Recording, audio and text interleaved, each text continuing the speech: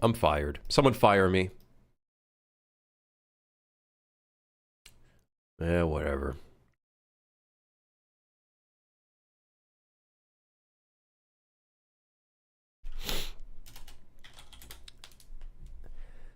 All right. Cool. Well, live on YouTube now, even though I forgot. So now on the client side, we just need to blend the FOV to have a slight interpolation to it, which luckily we can do through a timeline. Very easy, very simple. All it needs is a timeline.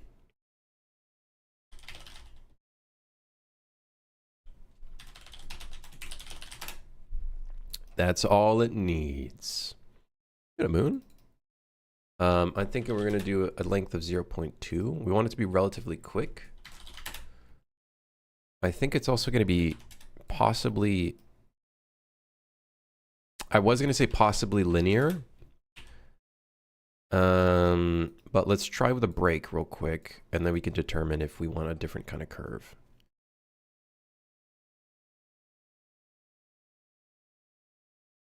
I closed the thing I needed, whatever. I was getting overwhelmed. All right, here we go. Reopen that.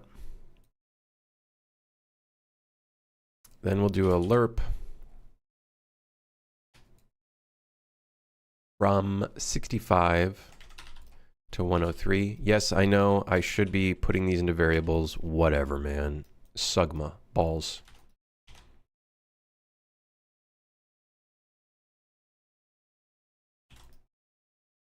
Elite programmers when you don't follow proper procedure.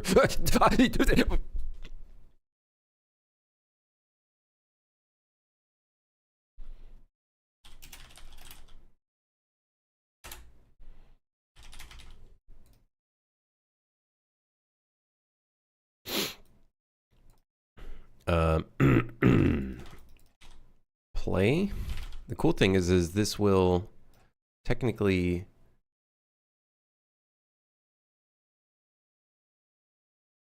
So we can just do this client side, no problem. It would appear I've inversed the polarities. I have to inverse the polarities. I can't wait for the stream in a month where Kerm's struggling with this exact area and where the numbers ended up. I'm not gonna struggle. Alright, so now we got See, the thing is, right mouse button on this is to crank the fucker. So once you equip an item, you can't zoom. It's almost like you need your hands clean. Your hands empty to zoom in.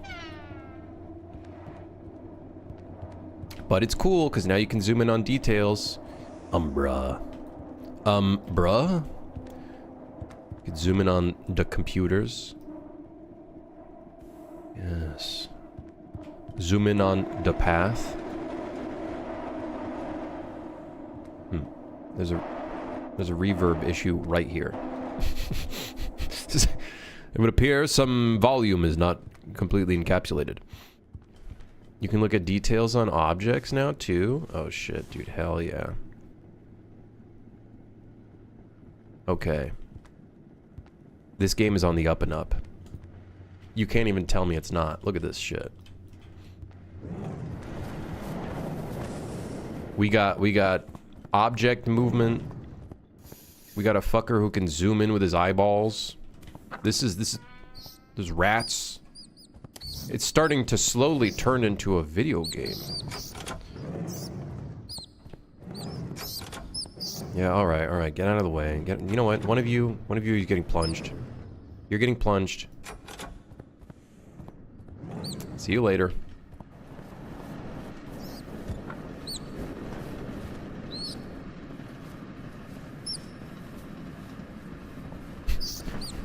He doesn't know what to do. He's just lost. Are the text on those cars on the computer at different heights? No, I think you're just seeing things.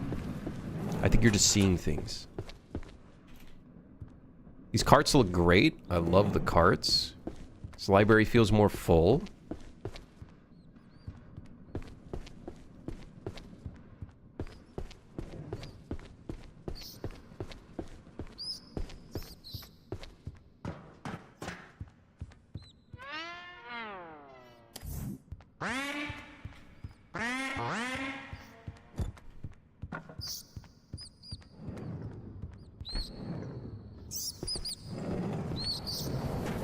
Okay. Yeah, nice. We got a video game. Sort of. We sort of have we have a bit of a video game. There's a little bit of video game here. There's a semblance of video game. There's a resemblance of a video game. I don't think it's there just yet, but I think we're getting there.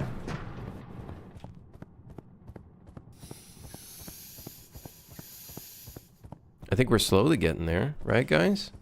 What do you guys think?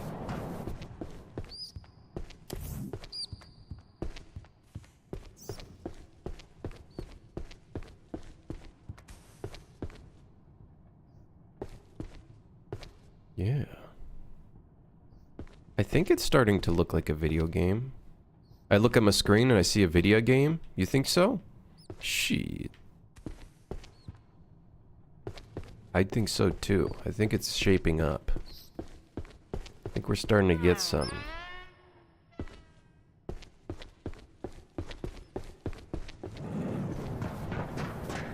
I think we're starting to get some.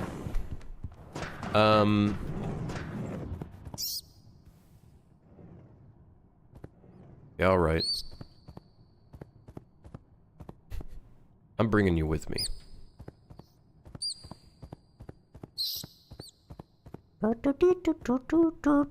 You're my friend now. Someone clogged the toilet.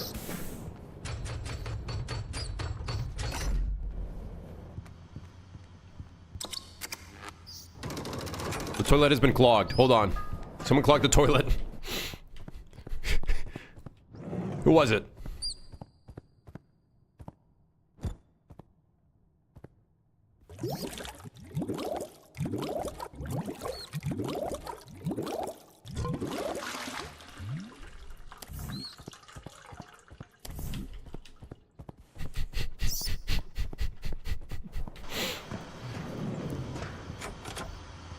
Fuck? Oh. Oh, shit. Do I have a sponge? I do. We need to put the icons in for the items. I think maybe we do that today. We make the render target system for that?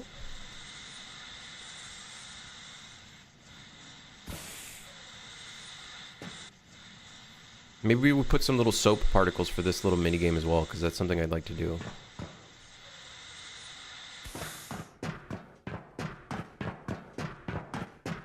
When am I adding the monsters? We don't ask that question. I would prefer you don't ask that question.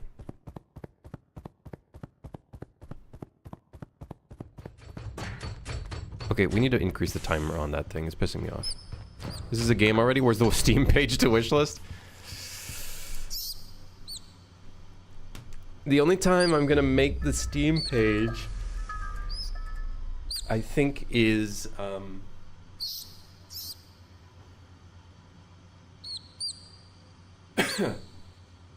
when we have enough screenshots that look like a video game, and then a trailer. Which is gonna take a little while. I don't believe those people that say you should rush into releasing a Steam page. Like, yes, do it to get wishlists, but I honestly think rushing it and putting low quality screenshots and stuff is probably not within my best interest. I think it's gotta, like, still look like a video game, you know what I mean? One of the missing parts of that is the toolbar. The hotbar. Where do I get the sounds from? Mostly Boom Library, but there's also Sonus, the GDC packs that they give out for free. I got a variety of other libraries. But Boom Library is a big one. And then I edit some sound effects as well.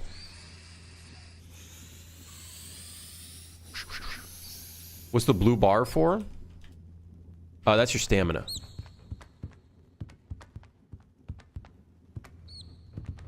When you're sprinting around and stuff. Yeah, we definitely need to increase the timer on that shit. Ain't no way. This timer should be longer than the electricity, I feel like.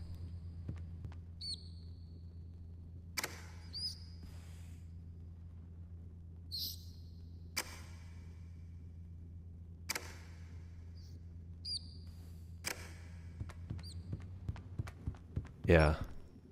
We also need to hide the credits when you don't need them.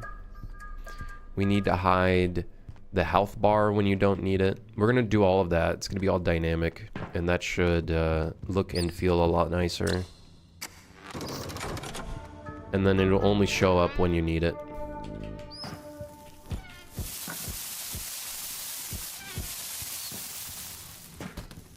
I'm heckin' cooking, man. I'm cooking.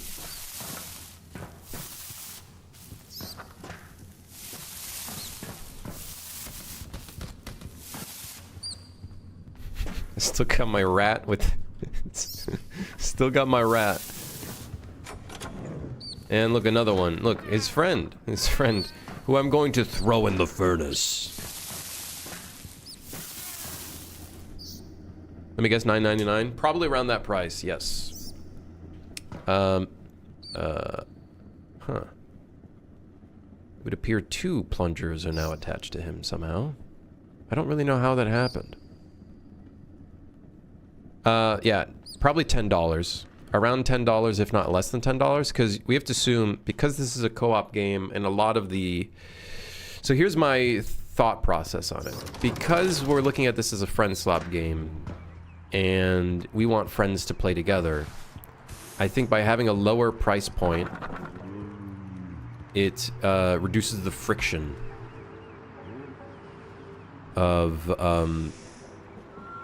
you know, impressing your friends to get a game and stuff like that. There's less friction for that, right? And instead it's just like, let's just have fun with each other, you know? For like $10. And then we can also safely assume if, let's say if the max player count for a lobby is 4, we can assume we're not making the game priced at $10. It's technically $40. So we'll make $40 from one group of friends, right? So I think by pricing it lower, it's actually much better for this type of genre. 8 euros or 10 euros? I'd probably make it 8 euros.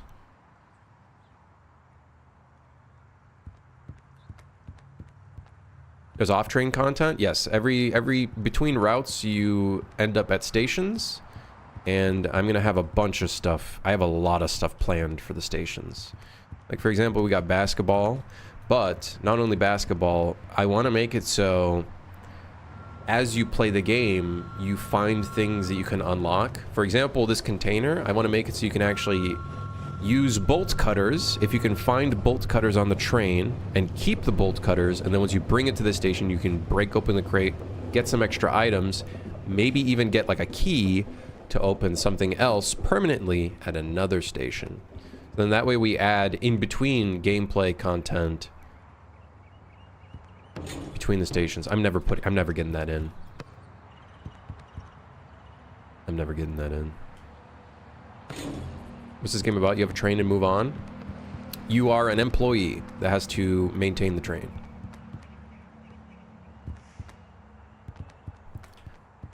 A monster train. Fucking asshole, man. Come on. Come on. Come on. Come on. Come on.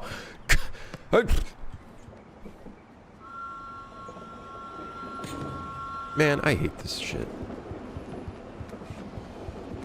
Should make minigame the basketball or a task. I'll probably do a couple things here and there. Like, this is technically going to be a car garage.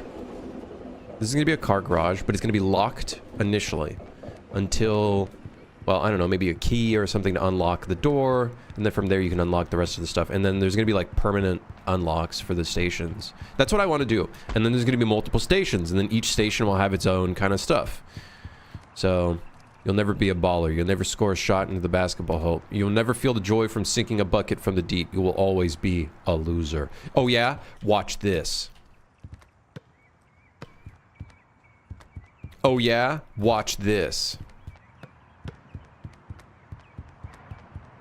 Oh yeah? Watch this.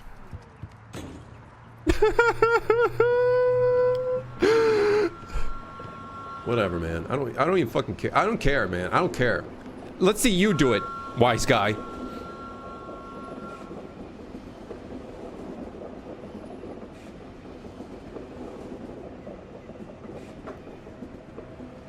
See, Canadians play basketball as good as they do hockey. All right, listen here, fucker. Give me the build. I'll hit the hoop first time. I want to see you hit it, okay? Alright, you know, fuck it. Fuck it.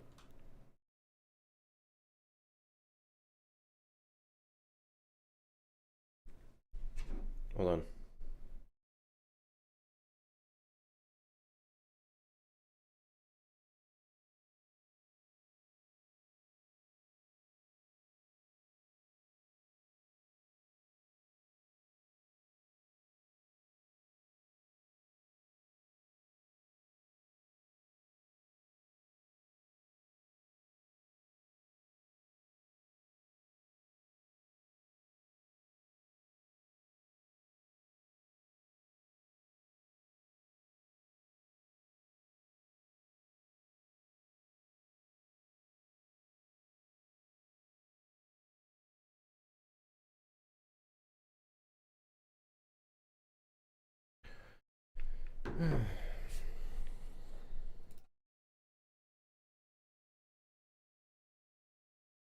Lobby progression is something I never considered. Are those side loops fun, or do they have a purpose towards it? There's going to be a mix of fun stuff and also usable stuff. I think you have to have a good mix, a good healthy mix, otherwise players are just not going to give a shit. So some of those unlocks, like for example, the bolt cutters, might be an item to gain more items that you can then sell or utilize in a run, right? So there is going to be some benefit to it. Of course, some... what I want to do is some unlocks will unlock monetary value as well, like the gambling machines and whatnot, or any of that kind of stuff that we have planned, whatever we want to do there. That would be something you would unlock through the course of finding a key and stuff like that, right? So it'll unlock stuff for sure. I definitely want to make it like have a mix of like fun stuff and usable stuff as well. I think that makes it more interesting. And then we can hide a ton of secrets and whatnot, which I think will be great.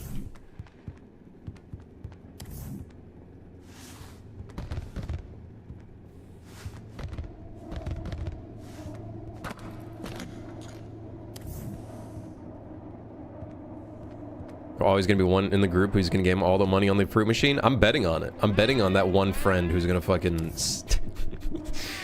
lose all the group money on a gambling machine.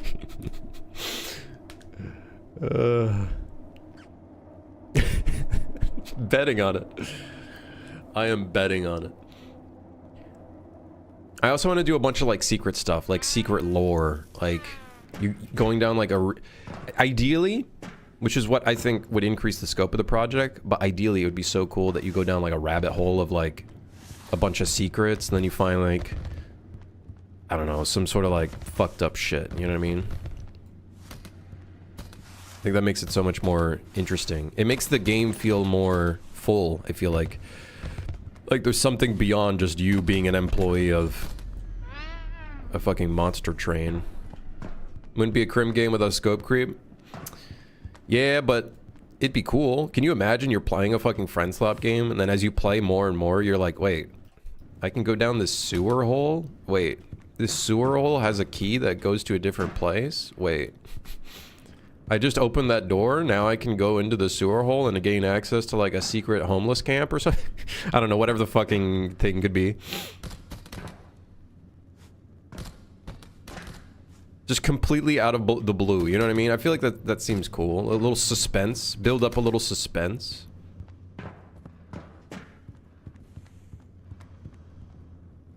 I'm gonna stare at you. Do this for a while, okay? What? Do what? Do what? Do this?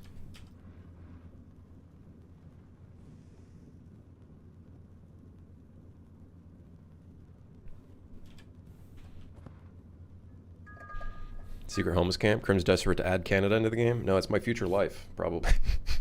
If this game doesn't do well.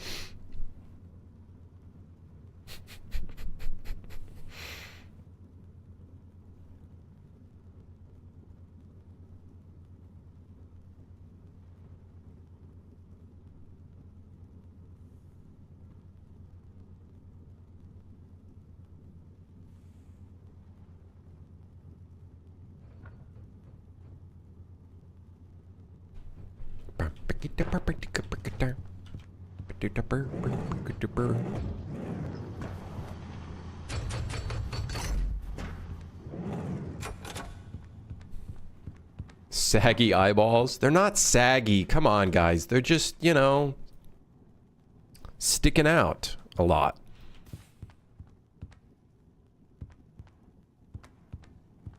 Hey, Flick, how's it going? But yeah, that's my plans for the game. Is to not only put effort on the train itself with the different the variety of cars and whatnot,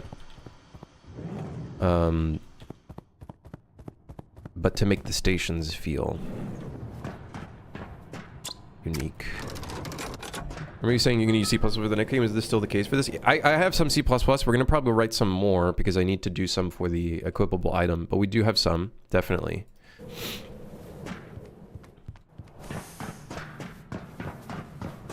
Definitely. Indubitably. I also want to make it, I think something that'll be really fun is as you play the game, you can find items that can interact with each other. So for example, the record player, I want to make it so when you find vinyls, you can drag a vinyl onto here and it'll start playing it. Oh yeah, dude. Am I just freestyling or did I do a course? I bought courses and I have yet to watch them. I might buy the Tom Lumen one. I'll see. But no, there was a couple free like posts where I started looking at it, but still, I'm by no means like a professional at it. So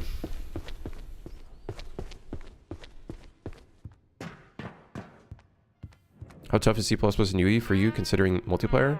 I've been doing a little bit of research on multiplayer replication versus blueprint replication. It's a little different. So I haven't like...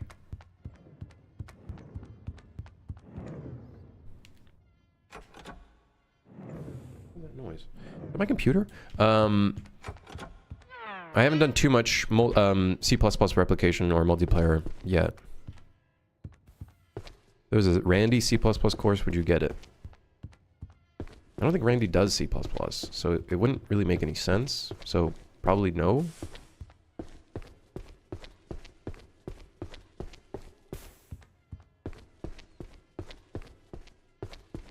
Could be a fun way to gatekeep a harder difficulty such challenge. Mechanic that intertwines all the stations together. Yeah. Kind of make it feel a little bit like a roguelite, right? So as you play the game, it's not just you unlocking random cosmetics and shit for your character.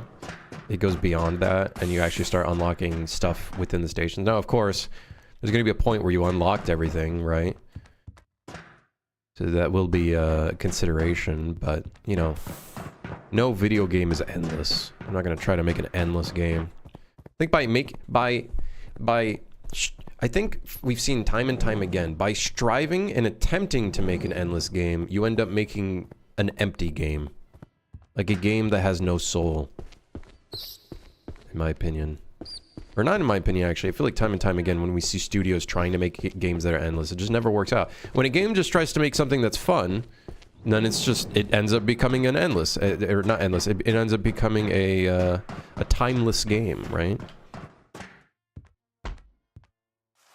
I'll take this with me. I'm taking this with me.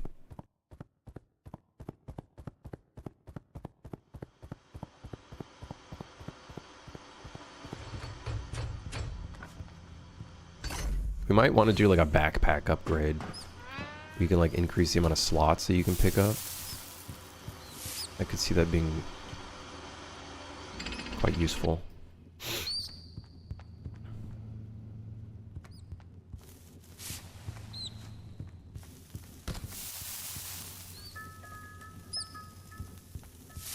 There are some MMO games that have been around for a while.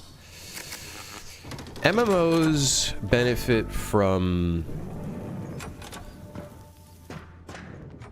a variety of elements that I don't really think co-op games can really benefit from, or even single-player games can benefit from.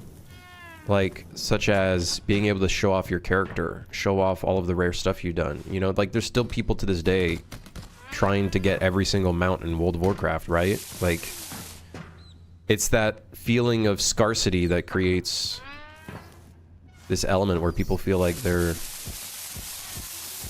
unique and whatnot, right? Like, showing off stuff, playing with friends is a big one. It being like a social thing.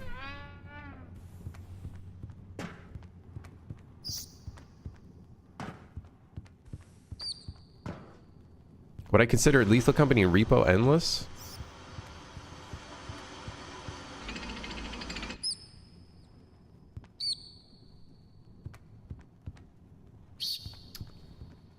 Jeez, sorry.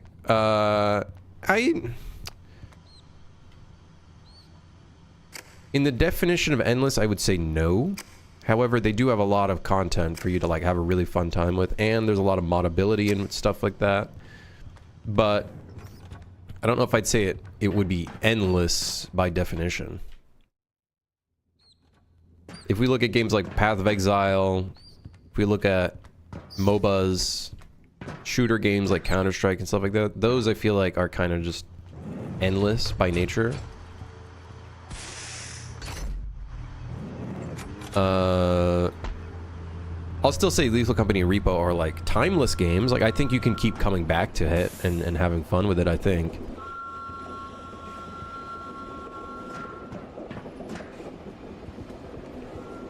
And I think, I don't know, even with all the unlockables and stuff in this game, once we put that all in, and, like, even if you figure out, like, the secrets and stuff like that, we'll have the difficulty modes, but, of course, I don't think it will be endless. Nor is Suit for Hire really, like, endless. I think I just want it to be really fun, you know? I don't need a game to be 200 hours to be considered a... At least in my book, I don't need a game to be 200 hours to be considered successful. If people get 200 hours out of the game, then fun. Yo! Sorry. I gotta stand up. I haven't stood up in like an hour and a half. This part of the conversation, will there be any cross-run progression unlocks? Some of them, yes. So I think when you like unlock like a doorway that requires like an item to get it, I think that would be a permanent unlock. I think there'd be some permanent unlocks. I think cosmetics could be a permanent unlock as well. 5 push-ups, huh? All right, fine.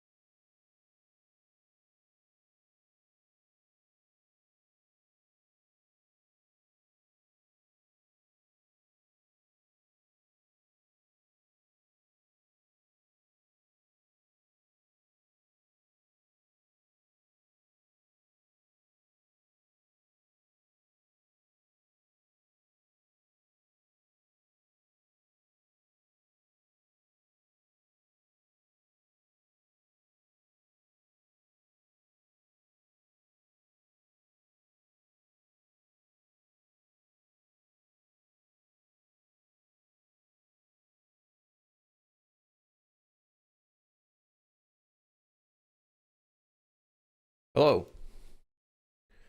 Sorry, took a piss break on company hours. My bad.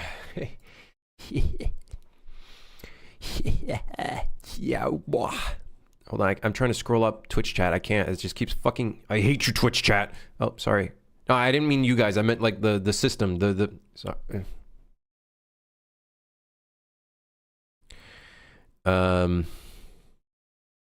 Krim has small children locked in his cellar. He makes them do the art assets in exchange for food. That's just my partner, who is doing a great job learning Blender and Substance Painter. She's now learning Substance Painter too. What do you mean by not endless, like story? Minecraft is endless and it still is a massive success. But the thing is, Minecraft was not intending to be endless. What I mean is, like, when a company tries too hard to try to make a game with the guise or design that is meant to be endless, I feel like it just loses out, in my opinion. In a lot of cases. In some cases, there might be an intention to make it endless, but they still hit the mark because, you know, all the other designs were good. When am I releasing Ronin 2072? That's a tough one.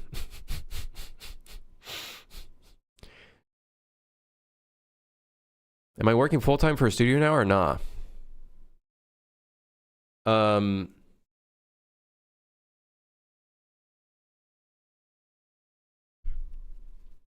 No, I work on my own. I guess I work for my studio. My own studio. So I'm full-time independent, basically. Are we done yet? No.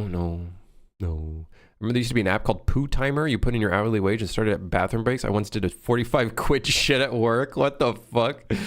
Oh my god. That's funny. Is learning Blender hard? It's definitely challenging for her because she's never done anything like that, so... I don't think it's that hard. Just model stuff. And don't worry about it looking like shit. It'll get better.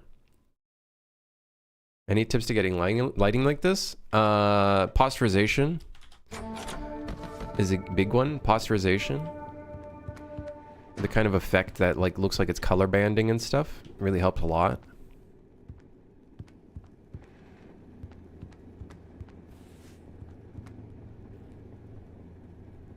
Minecraft literally has a place called The End. Yeah, but it's like a temporary event. Like, then it just teleports you back into the world.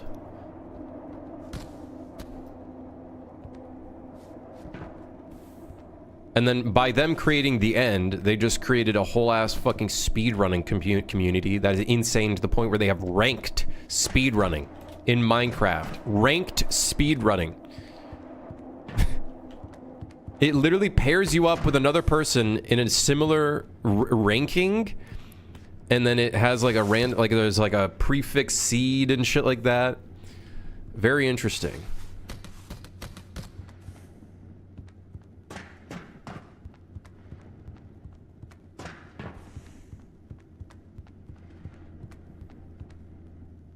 Yeah.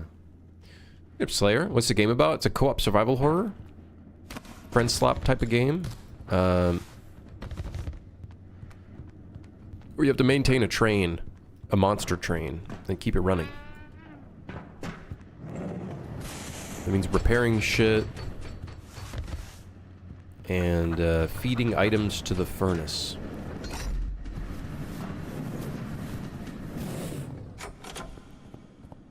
The game never ended, neither would a speedrun. Well, it just gave a reason, another reason for speedrunning. In the beginning, before the end, I think the speedrun was getting a diamond block. I think getting your first diamond was like one of the speedruns, if I remember correctly.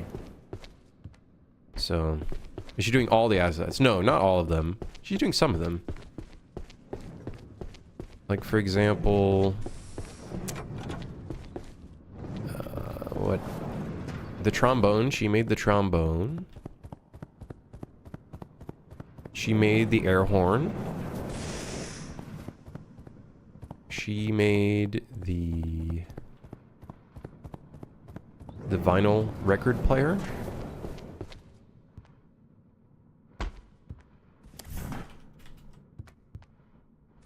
Yeah.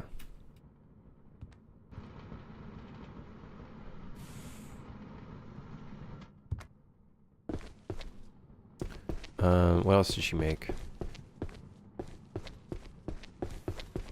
She has a few things that she's working on right now, actually.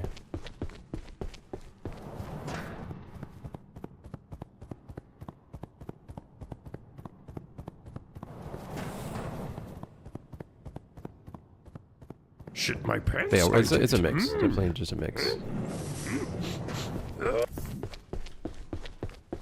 Faye, thank you for the tier 1. Thank you. What else did she work on? Trombone, the air horn, the... This place really does start looking darker when there's the poopy stuff on the windows. I love that. Big mechanic. Huge. Humongous. Is the trombone going to fire blow darts for tranquilizing the mobs? I don't know. I don't know. No, I don't think so. Oh, she made the rubber ducky. Let's see if we can get one out of this. Rubber ducky. Never mind. Yeah. Am I using Screen Space GI or Lumen for this? No, none of that. Well, whatever. I guess I won't clean the window. Wait. Guess I will clean the window. We gotta get some like soapy effects on here. It's gonna look awesome. And then some like little squeaky sounds.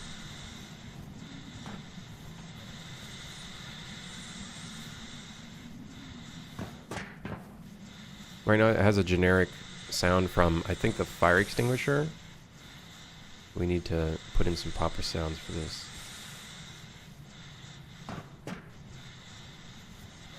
So ideally, I think what I want to do for little tasks like this that seem kind of optional, I'm going to make it so when you complete it, it gives you money. I think that'll be good.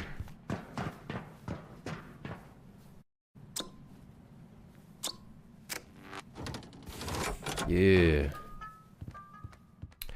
I think that'll be good.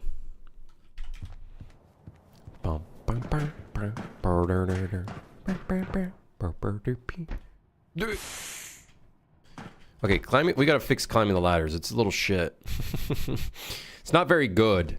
It's actually kind of ass. I'm getting out of here. Don't blow up. Yeah.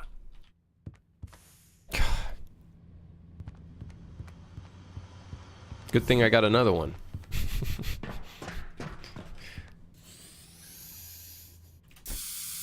Up we go. Oh, come on, man. Whatever. Here, Barry. All right. What's next? What do we got next on the chopping block? So, we just finished the zooming system, which is going to need testing. We have a lot of things we need to test. Holy shit. Lots to test. Hey.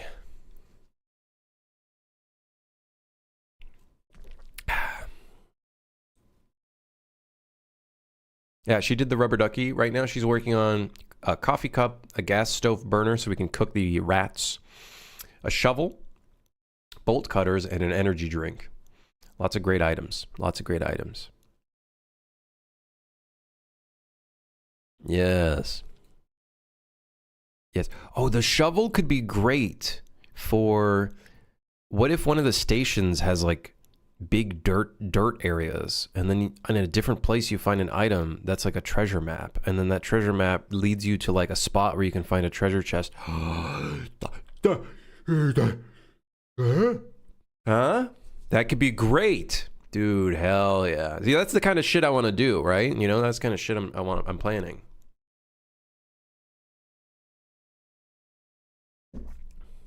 Yeah. Yeah. Yeah. Yeah. Yeah. Yeah. Yeah. Okay. But the question is, what's next?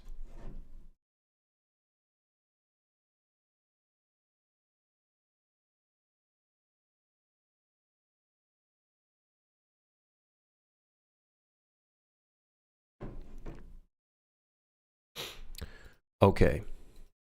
Hold on. Let me just send a message.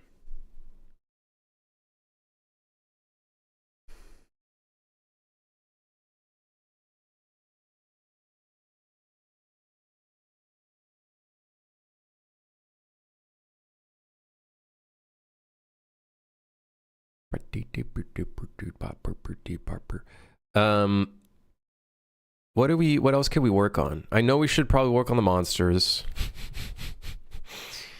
I know. We should probably work on the monsters.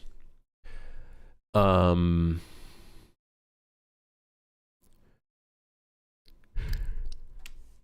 do have to work on being able to rotate the objects. That's going to be a big one as well. Bookshelf monster. Work on this. You sick fuck.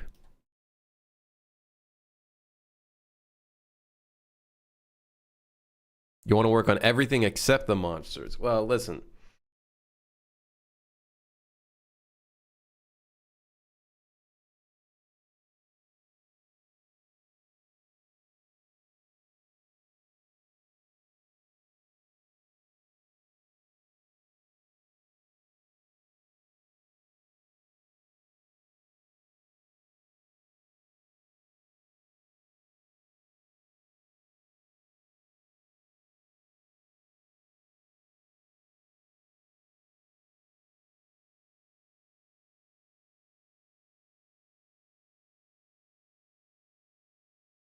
Sorry, chat.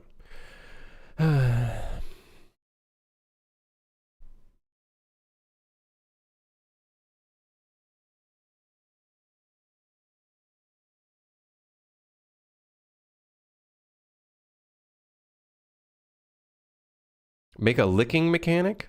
What? But like, why? You taste the other player. They taste like salt. You lick the air horn. It tastes like magnesium. You lick the salt rock. You quench for thirst. You will die in 30 seconds if you don't drink a beverage. 30, 29, 28. Like, why?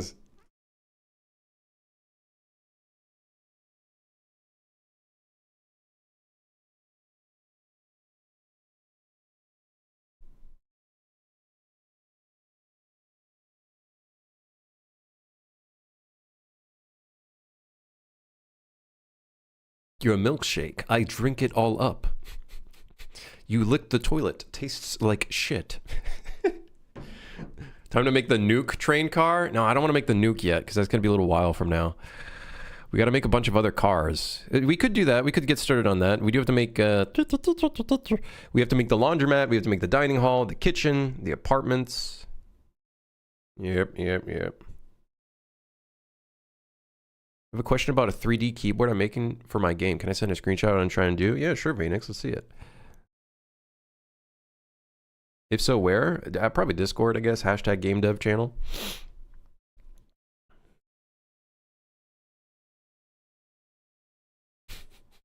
Why not add a licking mechanic? The gamer said.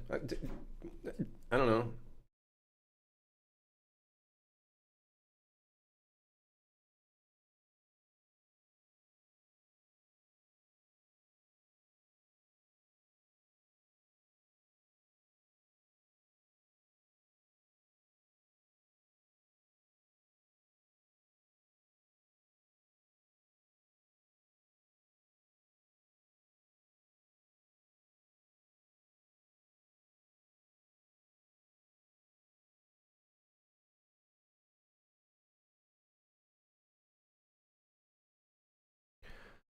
Am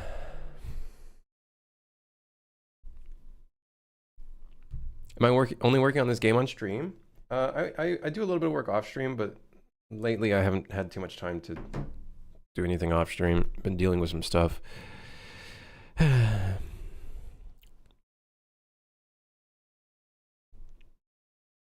you can upload it directly to Discord, but yeah, if you want a link to Imgur, then yeah, you can do that too. That's fine.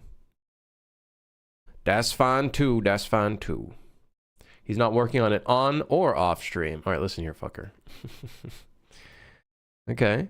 You got a keyboard? All right. Okay. All right.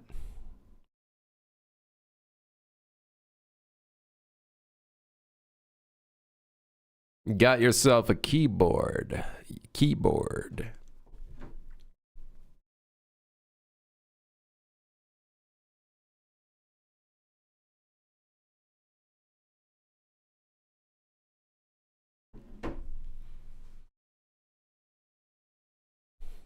Will something like this be maintained in UE5?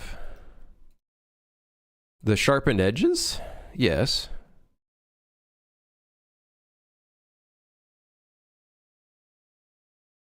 Weighted normals will also be maintained, yes. As long as you export it with the modifier. So something to take note about how sharpened edges work, for example. Weighted normals will work, no problem at all, because it'll export that. Weighted normals are essentially you're just exporting modified normals, basically. And that's all a part of the geometry data anyways. The sharpened edges, basically what sharpened edges do is when you export it, it doubles up the verts. So you can almost treat them like they're separate. I'll show you, give me a second. So basically when you sharpen edges, it's essentially a easier way of saying, hey, this face is now separated. So when this separates, obviously what ends up happening is you've got double the verts, right? So you'll see your vert count will be a lot higher because of sharpened edges. It's why people will generally sometimes avoid doing sharpened edges, but it's inevitable for some smoothing. So, yeah. So you can see here, not doubled up verts, but the smoothing is like that. So basically sharpened edges work in a very similar way. Should I unwrap all of the keys on top of each other? I don't know how you're doing it. So if you want like the actual key to have text on it, then I'm not sure. Will it just disconnect the face? Or did you, so this, me disconnecting it was manual, right? This was me manually disconnecting it with Y, but a sharpened edge basically does the same thing. Obviously, it's just in a more non-destructive way. So, yeah. So you can see 4/8 verts when I separate it, 4/12, right? And then when you export this with sharpened edges, it'll export it as not 4 out of 8 verts. It'll be 12 verts. So that's kind of how that works. Oh, you're going to do the lettering with decals. Yeah, you could keep the same material. That being said, if the material is going to have any sort of texture to it, players or whatever you're doing this in might be noticeable. So you might be better off doing like a tileable material or something.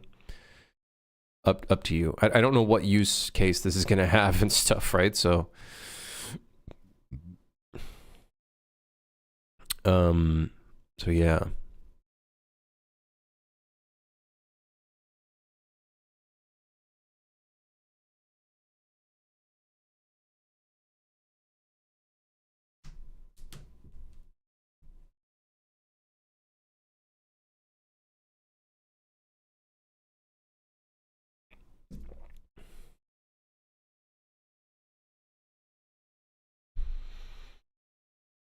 Substance for $60 a month. I recommend just buying it on Steam. Personally, that's what I would recommend. Get yourself the perpetual license and never look back. All right, yeah, now it's 2026.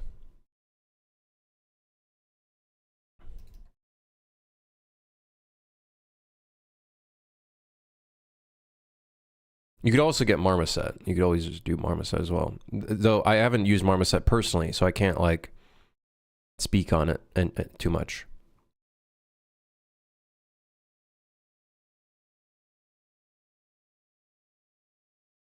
Isn't that a light version? Substance Painter 2026? You get access to the...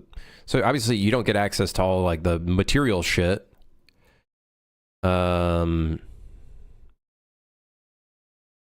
1,000 game-ready 3D assets or whatever. But you get access to the software perpetually, forever. Now, that being said, it does say Canadian $32.50 a month. And it seems to say Substance Indie. So you get 3D Painter, 3D Designer, 3D Modeler, whatever the fuck that is. So I don't know where you're seeing $60 a month. You're probably looking at the actual Adobe website. Fuck the Adobe website. Look at Steam. See what the price is on Steam. Now, I've never tried the Steam monthly subscription, and I probably never will, so...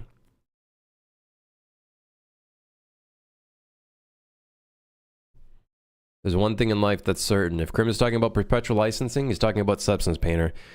Yeah, because I can't talk about it for ZBrush anymore, because ZBrush fucking annihilated the perpetual license unless you get it from a third party. Marmoset has a perpetual license, however, it's... I think $400-something. I don't remember how much it was.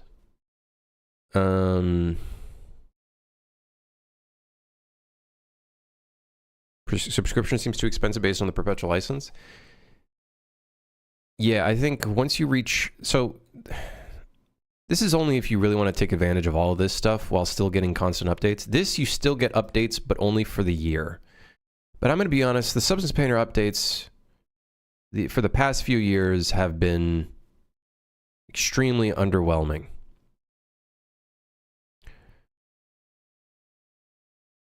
You get me, though, as support. I'm worth the price. All right, who added Andrea? All right, who did it?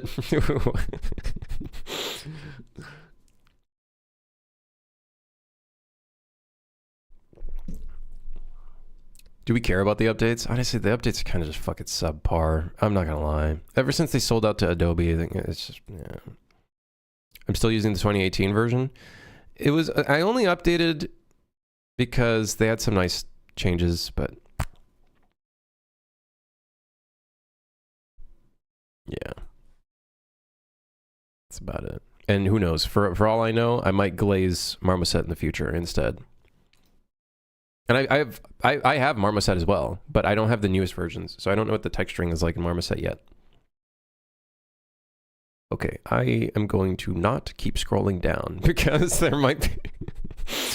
I think I made a mistake scrolling down. But yeah, it seems like if you do the subscription, once you've reached 8 months or so, you've already basically paid for it. The only thing you get a benefit from is, like, I guess you get designer as well. Whatever the fuck modeler is. Who cares about that? What a waste of time, in my opinion. And then the 1,000 assets or whatever, which I think might also give you access. I don't know. Substance used to have a free library area where you could just download materials that people have made, and people would just upload it. I don't think that exists anymore. I think they got rid of that, as Adobe does. So yeah, you know, Bane.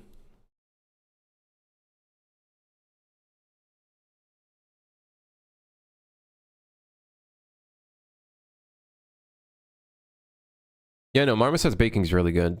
I used it during Marmoset 3.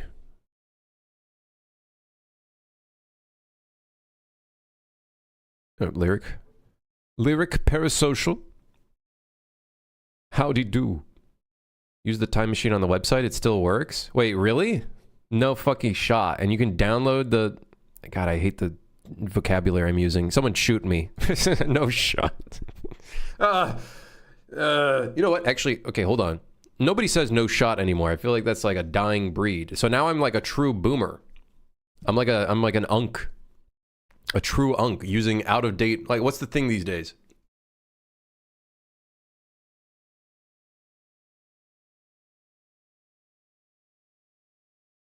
I got Substance Painter without paying a cent. I think I got 1 year of Substance Painter for free, and I still haven't used it. When I showed you guys like a few weeks back when I made that Robert Ducky Jr. Texture for that competition and won. I think they gave me 1 year of Substance Painter. I don't think I used it.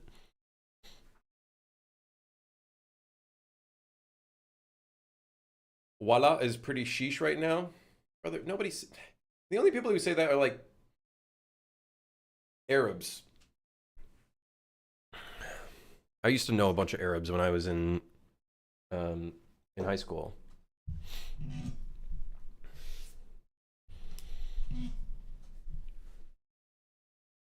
Do I export it as normals only or face smoothing? I just do the default settings. I can give you free Substance Painter for life if you want. Caillou, are you the CEO of Substance Painter, or are you sailing the seas? Sailing the 7 seas, huh?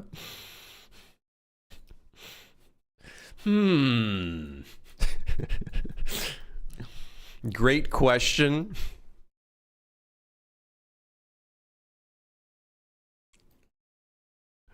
Boop, boop, boop, boop. We need, you know what we need? Oh shit. No, this would be in a station. I was thinking a mirror. So you can see yourself like zooming in with your eyes. Oh shit. Okay, let's work on the next thing. Sorry, let's get to work. We have work to do. Work. Sorry, I'm I'm really busy like checking my phone and stuff because my partner is dealing with a bunch of shit. Chat, without getting into detail, make sure you check your credit reports every week, okay? Check your credit reports every week. See what might be going on. If someone, uses your name, address, birthday, maybe to take out an auto loan or something. Be careful.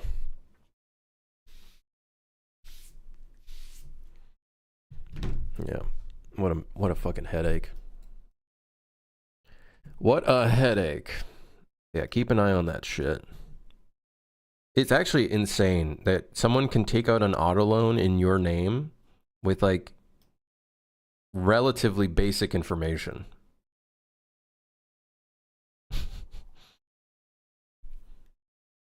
At least here in Canada. Canada needs some fucking needs to fix things.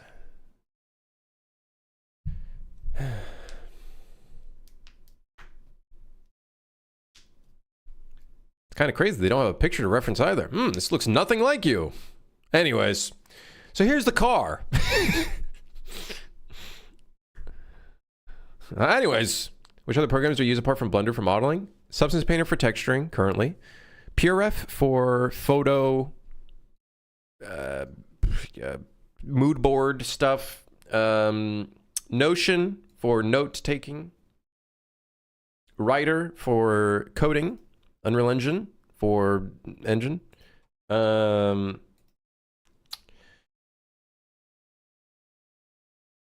been using Affinity Photo for image manipulation, or image editing. However, I'm honestly not a big fan, and I regret to say that I'm probably just going to get a Photoshop thing again. Google Chrome for, yeah. Trello. Kanban board. It's not a software, but it's a service. Spotify for music. I don't know. What other software do I use? I think it's everything. Windows.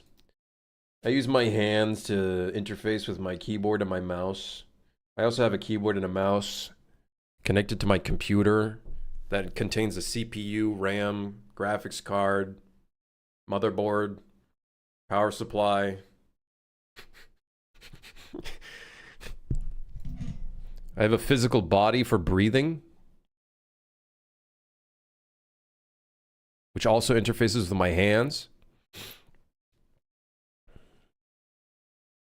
Yeah, that's about it. My solo dev? I do a lot of work myself, but I wouldn't say I'm solo anymore because my partner is starting to do some modeling stuff. I got my siblings who are going to do some design work. And potentially one of them helping with music. So honestly, it would be disingenuous for me to say solo.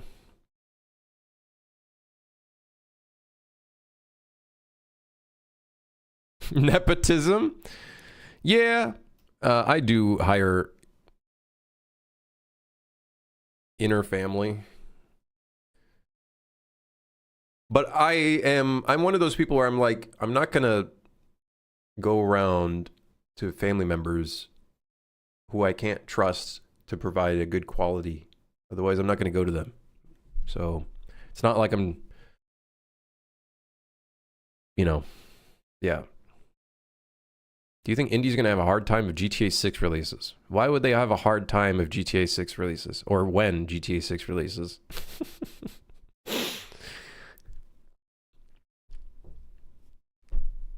A family-owned studio.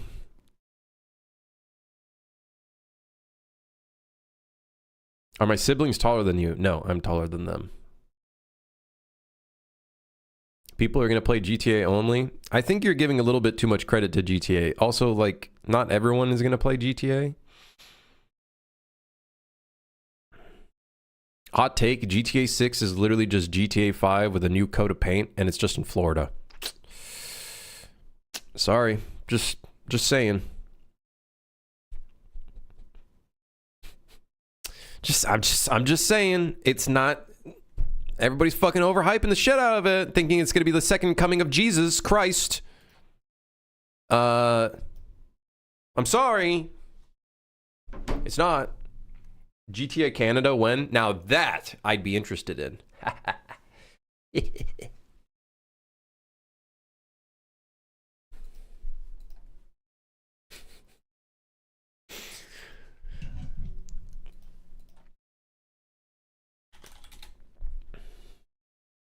I'm sure if I were to say shit like this on Twitter, people would probably call me a woke idiot. But that being said, that's Twitter. So, yeah.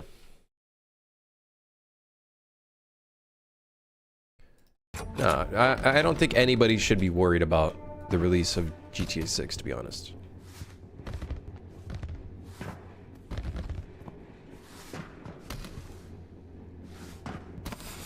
Uh-oh. Call them woke idiots back? No, I just call them snowflakes. That would probably piss them off real good. Hell yeah. Do I have any plans on when I'm going to release this game? I honestly don't know. My biggest focus right now is doing playtesting. Getting to a state where we can start playtesting the game.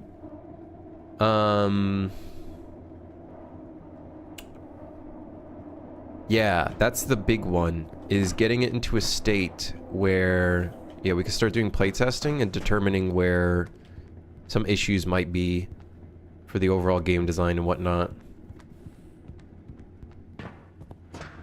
So, ideally, it'd be great to release this year. However, I think being realistic, we at least want a trailer, maybe participate in a Steam Next Fest or something to then do a bit of playtesting and stuff. Have I done playtests on this already? I wouldn't call them playtests. I call them technical tests. So, like, I'd get a couple friends to join in. We would test VoIP real quick, see if it's, like, too loud, too quiet, shit like that. You know, I'd get them to, like, open up a door or whatever. So I wouldn't really call them playing yet. I'd call them more like, okay, test this out, see if this is working. Like, just the basic multiplayer stuff, right? So we've done that. That's about it. No, like, gameplay testing or anything like that. Yeah, exactly. No feedback on game loop yet. So, very important that we get to that point soon. I feel like it's such a weird workflow because, like, generally people, I feel like, would tell you, well, you should be prototyping ASAP. And then there's me. Yeah, I've worked on this for about 4 months now, and I have no idea if it's even fun yet.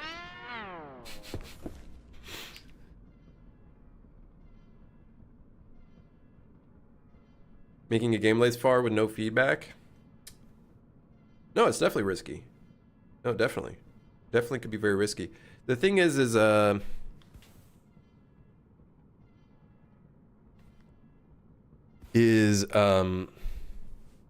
we can pivot if need be, right? I think we have the basis of like a tech demo where we can take parts of it and pivot if it's not in the right direction, right? Determining where the issues lie and then kind of going from there.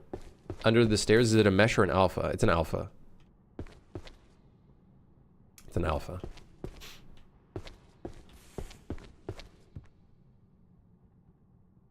Surely they come together once you can get some feedback? Yeah, yeah. Yeah, definitely. It's just not a type of game, I think, where you can simply whip up a prototype in like a week. Because A, I've never done multiplayer, so it's like, that's already a big challenge on its own.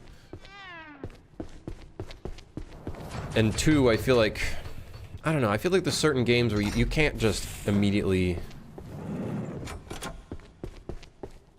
I don't know, playtest it within... Like, I think we have the basis of some of the controls. I think it's just a matter of, okay, how do we lean into that further? Like, being able to move things around. Like, example, like, some drawers and whatnot, and really leaning into that more. And then I think part of the fun is playing with other people. So... but yeah, like I said, we'll do some playtesting once it's ready, and then we can determine... Okay, it's like it being at a fork of a road, right? Figuring out, okay, this wasn't working out, let's go this way, you know? What do we need to change to make it go in a direction that feels good, right? Maybe that means completely changing up some of the loop on the train. Maybe it means like changing, you know what I mean? Like it could be any of that. We'll make changes where need be.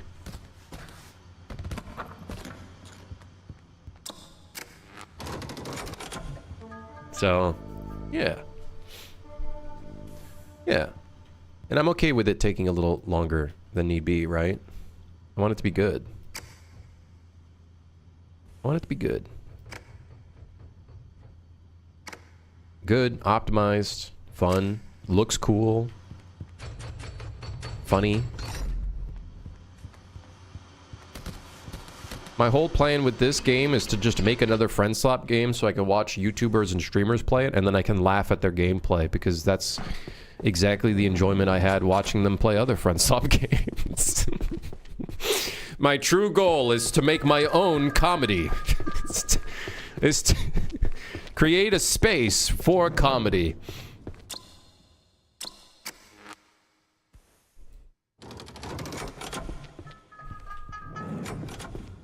Yeah, based. Based, question mark?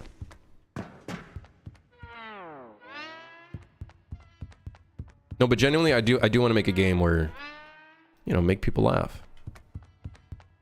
I think that's a big thing for me. I just want to make people laugh. Create a platform where people can have a good time. That's it. That's it. And I think the horror element, some might say, well, you know, it's terrifying. No, I think horror, in horror, funny enough, I would say also has an element of comedy, right? Because I feel like anytime you hear about people getting terrified and stuff like that, there's usually an element of like laughing it off afterwards. You know what I mean? Like there's still an enjoyment to it. It's just a different kind of enjoyment. Superiority complex? What the hell? You got a goblet? How is that a... You're just saying words now, aren't you?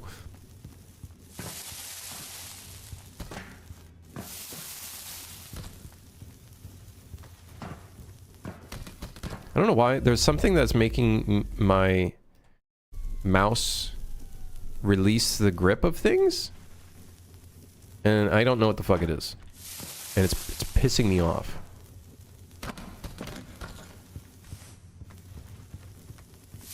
I'm getting real mad. Anyways.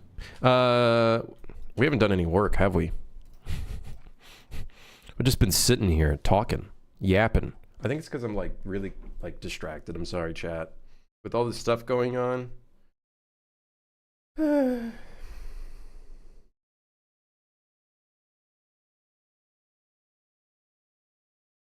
I have an unfortunate feature in my brain where when other people in my family or nearby are going through hardships, sadly for me, I almost, I guess it's empathy. How do I destroy the empathy? How do I destroy it? It's really distracting me from my core goal, which is becoming a giga game dev. This damn empathy is causing issues. It's just...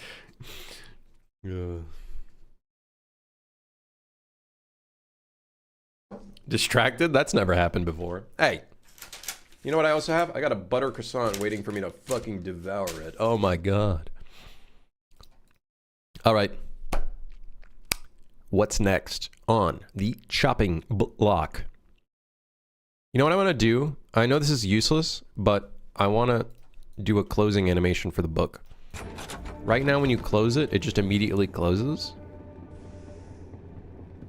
I wouldn't mind making it play a little closing animation. I know it's useless. I know it's a polish detail. As opposed to an oil croissant, what makes it specifically butter? I don't know. They use butter? Motherfucker, what do you mean? What are you saying? Who put... What? Mods? All croissants are made with butter? I hate that. Okay, you have a point, but I see your point. Okay, it took me a second. Okay, listen. Listen, one, fuck you. Okay, two, I don't know. I guess they write butter croissant because they got other croissants over there as well. So what are they gonna do? Say croissant? Chocolate croissant? I guess they could. Yeah, you know what? Actually, maybe you're onto something. Now that I think about it. There's a bomb in my engine.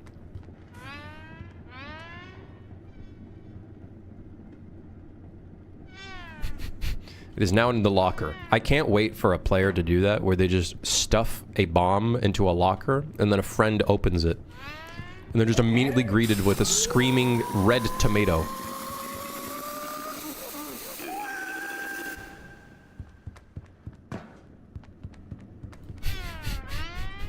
But why does it matter? I don't know. Why does anything matter in real life?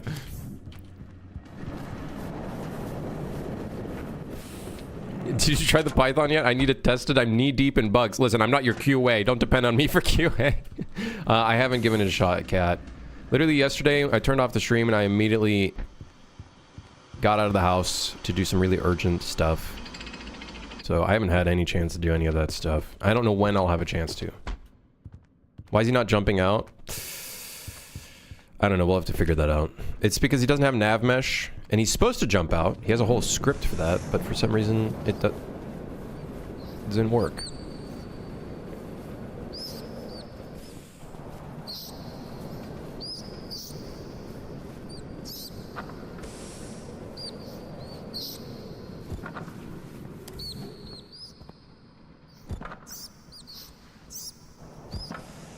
Oh right, I forget. Some of the objects don't have physics interaction. So I can't... Wait, hold on.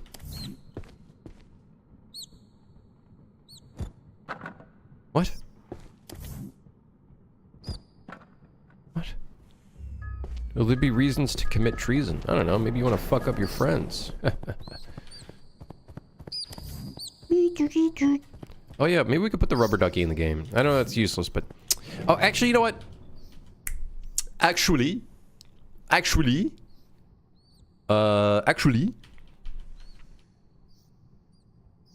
want to put the rendering icon system in. I know, useless. Probably don't need to do that, but...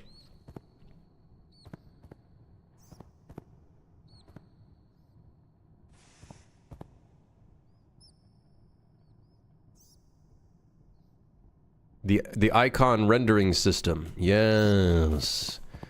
Yes. I want to see if it could work.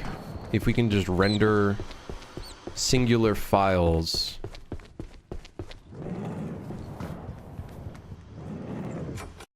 Let me see if someone has done something like this and what the caveats are. UE5, real-time icon rendering for items.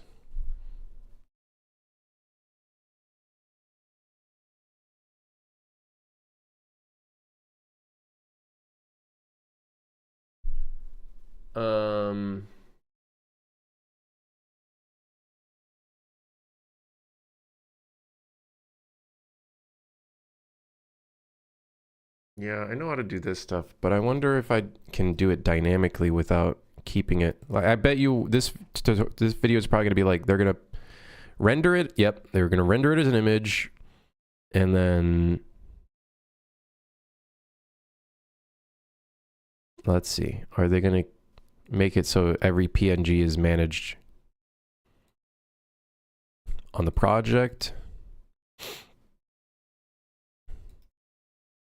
Scene component, right? What are they setting as their texture target?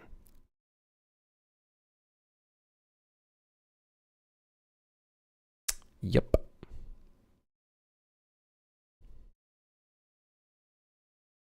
Yeah, they're setting one icon. I feel like they're doing exactly what I'm thinking they're gonna do.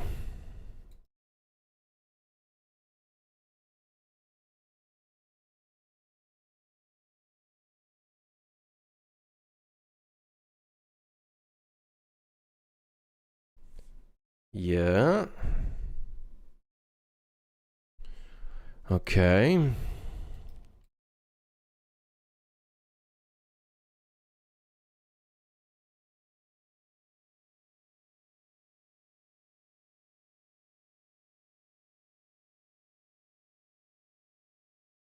And let me guess. Now they're gonna create a static. Oh, you fuck. No, I want to see if there's a way. Maybe this is a bad idea to do it in runtime.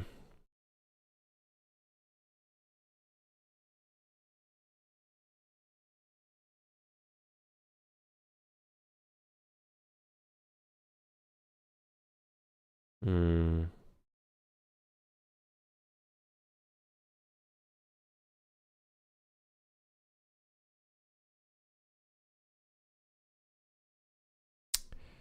Yeah, maybe I can't do it in runtime.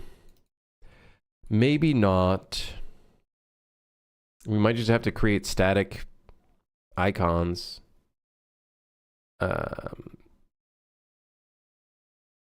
Yeah.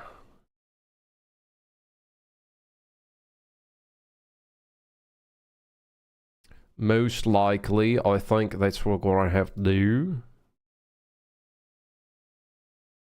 Can I politely ask someone in my Discord to run a 5-second Python script in UE57? Well, if anybody's interested, they can check it out.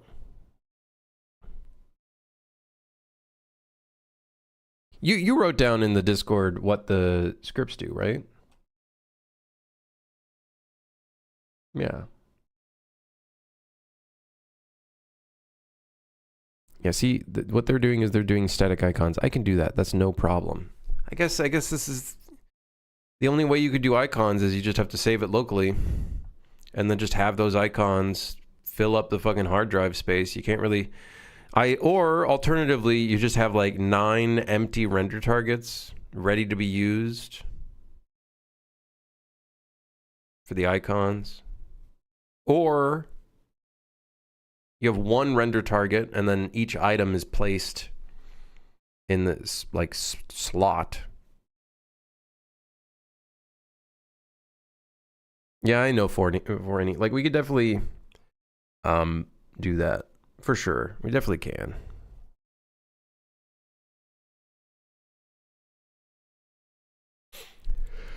I guess there has to be a game. I feel like Tarkov did that. They did like runtime renders of the objects. Right?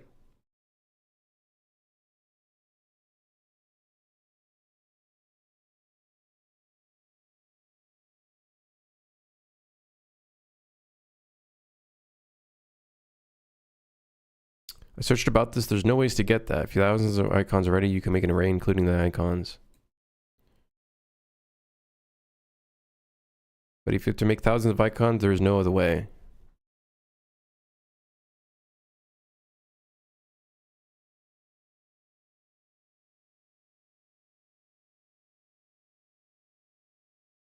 Yeah, one way I guess would be there'd be one render target.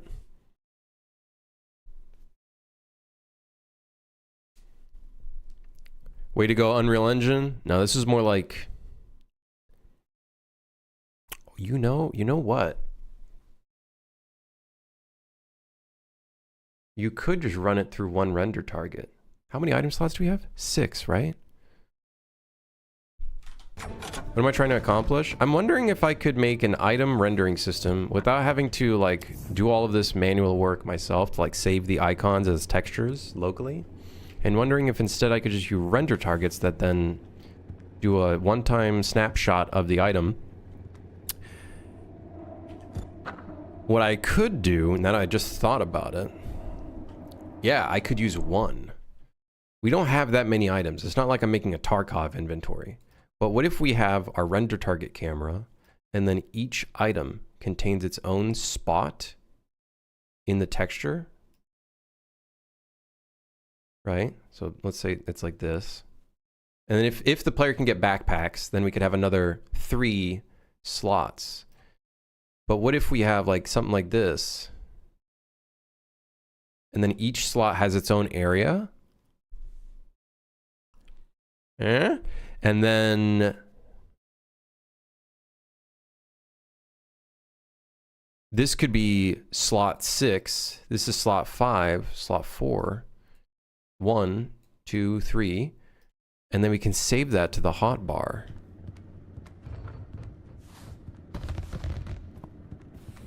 And then using flipbook logic, well, kind of flipbook, yeah, basically flipbook logic to then determine for the bars here, which X and Y slot they're going to basically utilize. So this could be 0, 0, 0, 1, or whatever flipbook thing we'll have to do here. And then that means we don't need to save a gajillion icons for everything locally. Instead, he's so cool. Instead, we just do one render target.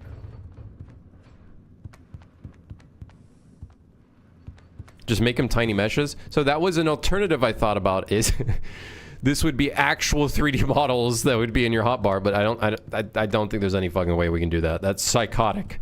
That is actually psychotic, okay?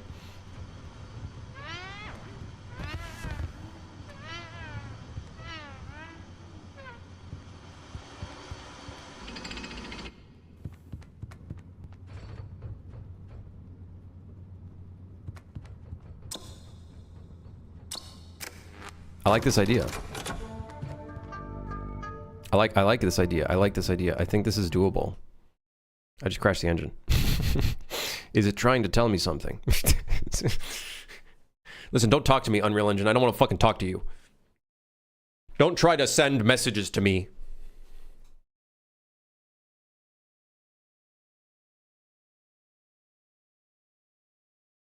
So here is the plan. Here is the plan. Here's the plan. The master plan. Okay, so underneath the ground, beneath the players, we will have a folder called Hotbar Renderer. The Hotbar Renderer. Yes. Wait, is hotbar the terminology that I use? Or do I use inventory? I use inventory. Fuck. Well, whatever. We'll just call it Hotbar Renderer. Hotbar Renderer then needs a blueprint. Hotbar Renderer. This is going to have a scene component. 2D. Yes. Yes. You know, Piper. Okay. We'll keep it at 90 degrees for now. If anything, maybe we can test doing an ortho view later. We could try ortho view instead. We'll adjust the post-process later. What I'd like to see, though, is where the fuck is the camera so I can see which direction it's facing.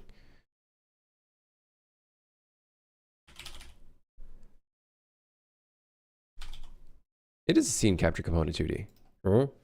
Huh? We need to create a... Okay, so do we want a canvas render target or just a regular render target? Use create canvas render target 2D, create a render target texture by unique name, by function. Called when the render target is updated. If you need to repaint your canvas every single frame, simply call update resource on it from a tick function. Also remember to hold on to your new canvas render target with reference so that it doesn't get garbage collected.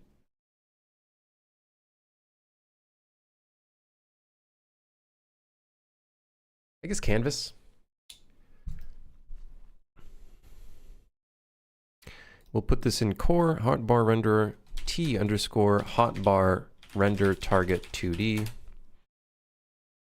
We'll keep it at 512 by 512. That's fine. So we'll have 2 megabytes basically for this. Supports UAV. UAV online. You have stop war. Okay. So we got the render target. Very good. Let's do a cube. We'll call this item 1. I also need to see what this looks like. Okay, so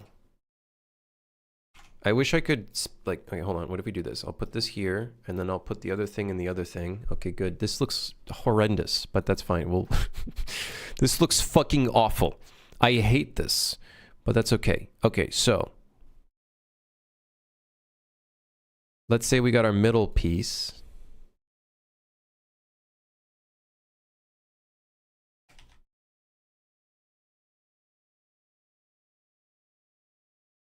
Will there be cats in the game?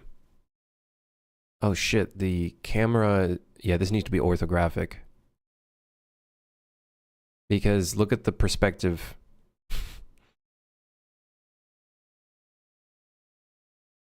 Will there be cats in the game?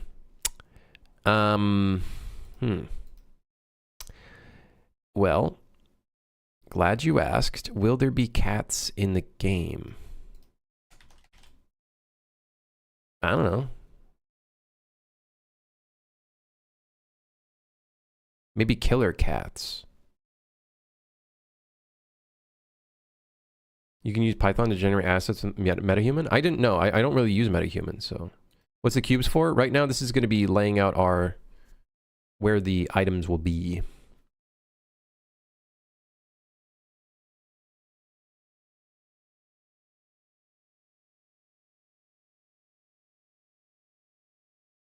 Did wait. I'm so fucking good. I nearly got... I was 0.3. I was 0.3 off. Oh, shit. Dude, I'm so... Oh, shit. Wrong one. I was 0.3 of a value off. Damn, I'm good. Damn, I'm good. All right, anyways, copy this.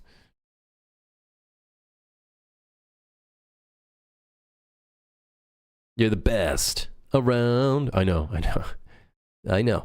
Yeah, I know. Uh-oh. This is not item 1. 5 push-ups. All right. Yeah, that's fair. That's fair. Yeah, all right. Okay. Yeah, all right. You got me. All right.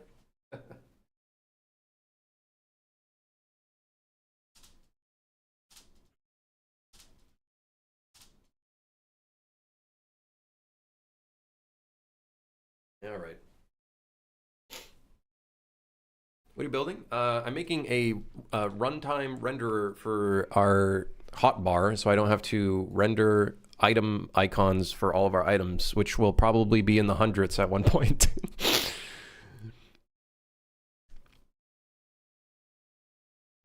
Yep. That'll be part of the equation. And then let's copy these and move them to the bottom for whenever, if we ever have backpack upgrades in the game. All right, so this will be item 1. Let's see if I can rename it. Okay, item 1, you are now item D. Now you can now be item 1. And you can be item... I hate this. This is all kinds of awful.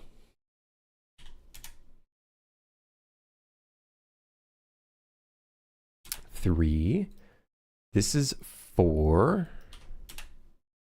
This is 5. 6. Is it tic-tac-toe? No, no, no, no. So here's how it's basically going to work. Whenever you pick up an item, we're going to have a duplicate of that model that fills up the specific slot. And in your hotbar, or when you look at your inventory, basically these will all be separated into their own separate materials. So item 1 in your hotbar will be here. So these are all going to be hidden. I'm just using the cube because that gives us like a nice boundary to work off of. And that's basically it, really. So these are going to all be hidden underneath the hood. 6, 7. Oh, great. Now I'm going to do this again.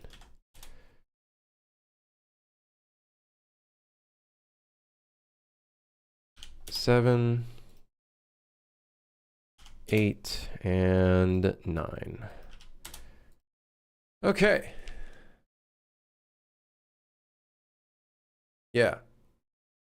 So instead of me having to render every single item as a separate texture, we'll just do it like this, which I think should work better. I think should work a lot better. And makes it so I don't have to save an icon for every single thing. Hello, am I making a Rubik's Cube? No, I'm not making a Rubik's Cube. No, as a matter of fact, I'm not making a Rubik's Cube. Okay.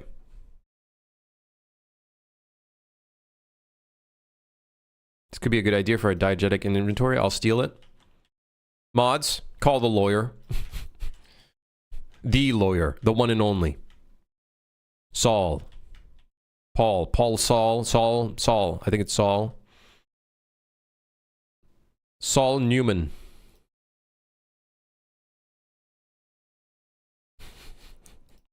No, it's honestly, it seems like a good idea on paper. And it's only an upfront cost, well, at least as I can tell. Wait, no. The scene capture is apparently 51 megabytes.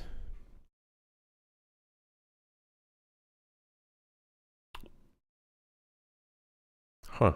Is that because it's happening every frame? Why does it say the scene captures 51 megabytes?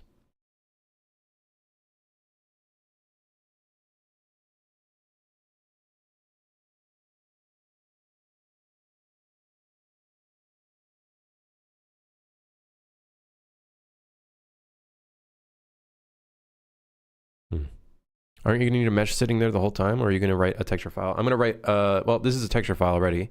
It's going to go into separate materials that then have their own specific grid slot, and then all of these things at the bottom are going to follow that, I think. That's the idea. This is going to, anytime an item is not there, it's just going to be set to null. It's going to have nothing there. And then we will read from the player inventory every time they add an item, change their inventory, blah, blah, blah, blah, blah. We'll do that here, I think. That's the game plan. But, however, I'm noticing...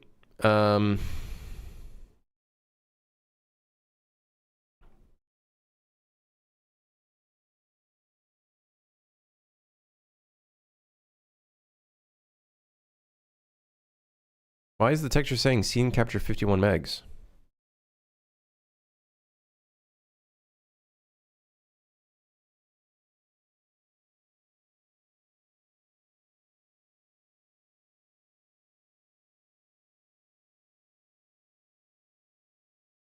Why does it say it's 51 megabytes?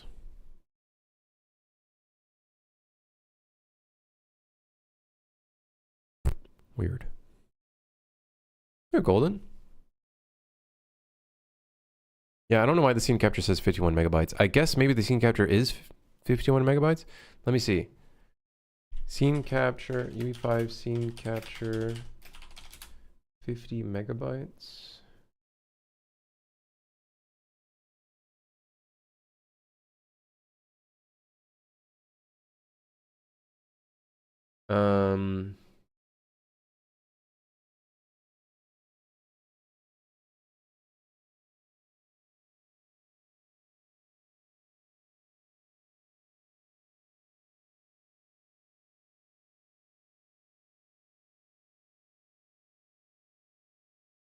Yeah, all right. Well, we'll see.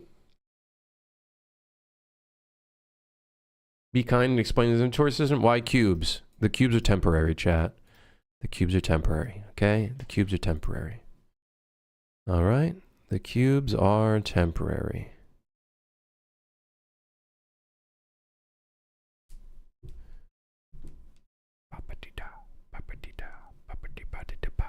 What is the size of this cube? The bounds?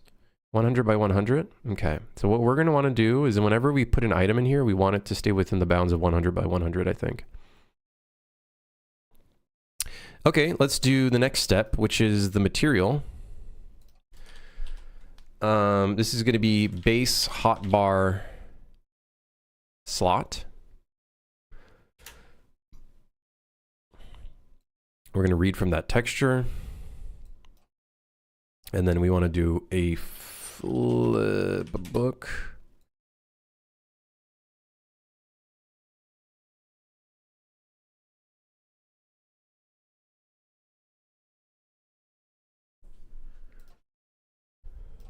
Okay. Why is it such a linear color? Wait, this shouldn't be a linear color. Now it says 34 megabytes. I'm confused. Whatever, we'll figure that out later. Clear color. I want it to be transparent.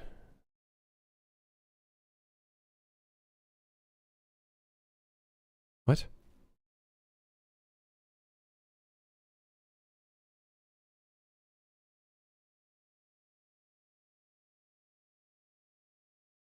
Why is the alpha inverted? I swear I feel like I've had this issue before. Why is it inverted? Nah, whatever.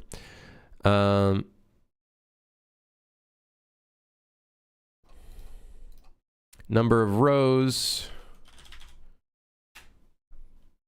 3, number of columns, 3, result, base color. Should be linear color. Why is it linear color?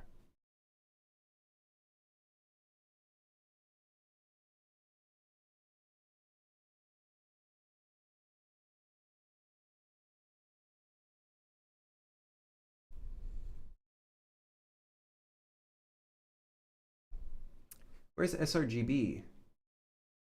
I can't. There's nowhere I can find it. What? It just has to be linear color. Well, that's good, I guess.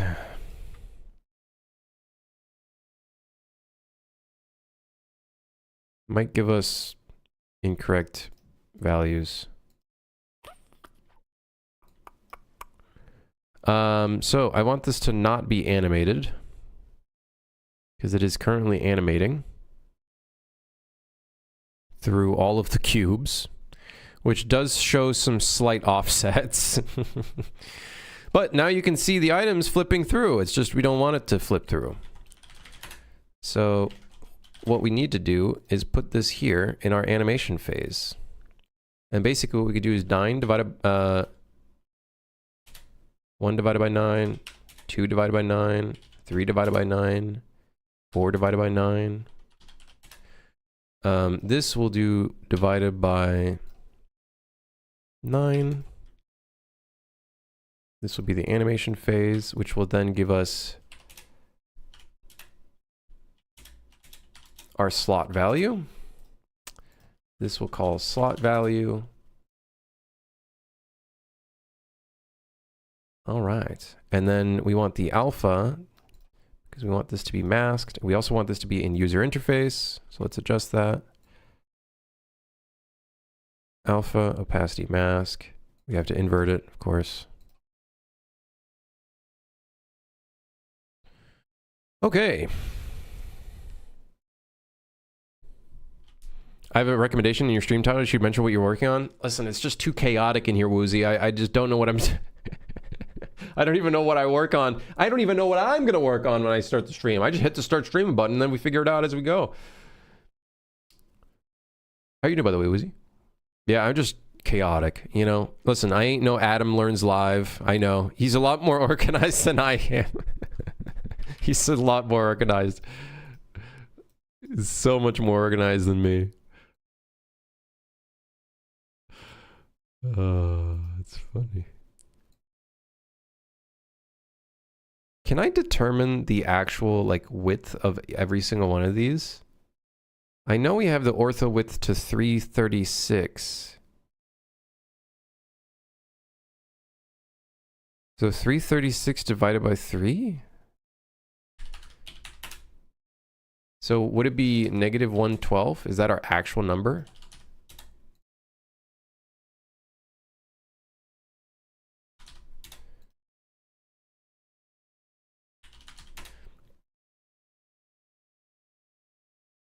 So this would be 112.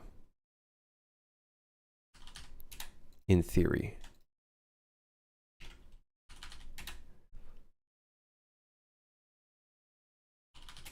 I thought you were adding a Rubik's Cube for a second. Guys, it's not a Rubik's Cube.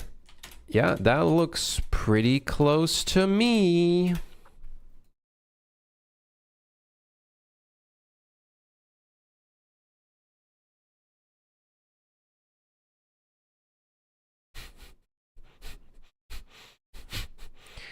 All right. Okay, so now we do this. We do mi hotbar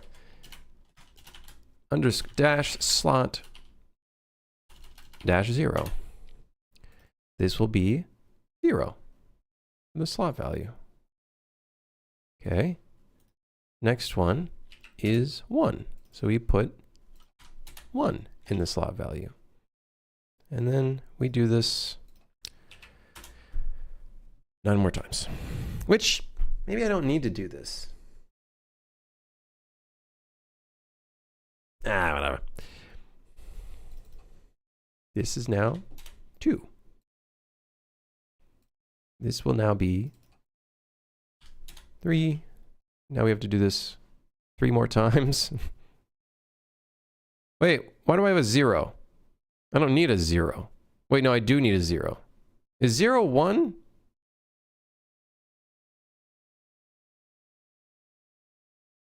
Whatever. We'll figure it out. 5. 4. I forgot to put 4. 3 should be 3, right? Yeah, 3 is 3. Who would have thought? And then 6. Okay, this is all we need for now. Okay, this is all we need for now. So, the next step is we need to hook all this up.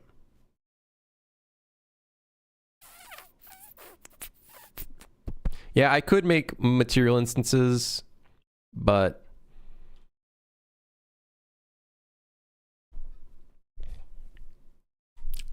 whatever, man. Whatever. Okay, so now we put this underneath the world. Everything has gone dark. That's okay. We'll figure out the lighting. Not a problem. We'll figure out the lighting. It's okay. Don't worry. Don't you worry about a thing. We do need to change a bunch of stuff in here, though. So we only want this to render... Render primitives in the scene minus hidden actors. Use show only list. Okay.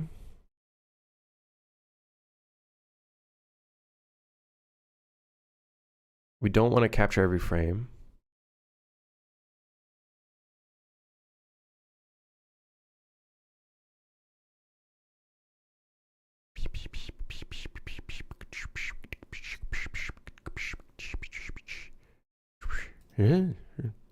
Atmosphere, no. BSP, no. Cloud, no. Decals, no. Fog, no. Landscape, no. Particle sprites, maybe. Skeletal mesh, maybe. Static mesh, yes. Translucency, yes. Sure, why not? Allow primitive alpha holdout, don't know what that means. Foliage, no. Grass, no. Instance, no. Paper 2D sprites, sure. Bloom, no. Eye adaptation, well, actually, eye adaptation, no. Local exposure, yeah, sure. Tone mapper, I don't know. We'll just keep all that shit for now. Skylighting, no. Well, maybe. Ambient occlusion, dynamic shadows. Ambient cube map, yeah, doesn't feel like, yeah. No. Reflection environment, sure. Volumetric fog, no. Nanite, no.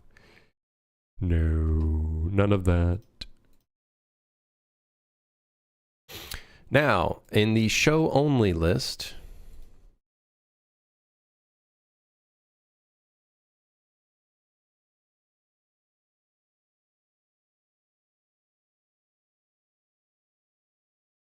I don't understand. Hold on. Render scene primitives. What does that render?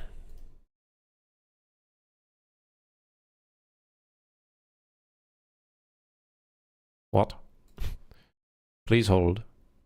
It would appear something broke here. Sampler type is color, should be linear color. Uh-huh. Yeah. Yeah, and? Oh, maybe because we did no skylighting? Okay, hold on. Cone. No, point light. No. Why do I always forget? Spotlight. There we go. I always keep forgetting what that's called. Which is crazy.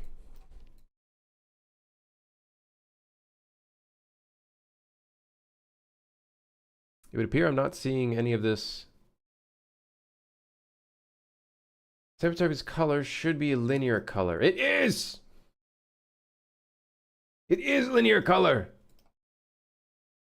Unreal, you're really pissing me off now. I'm getting real mad. Is it because it's not set to legacy?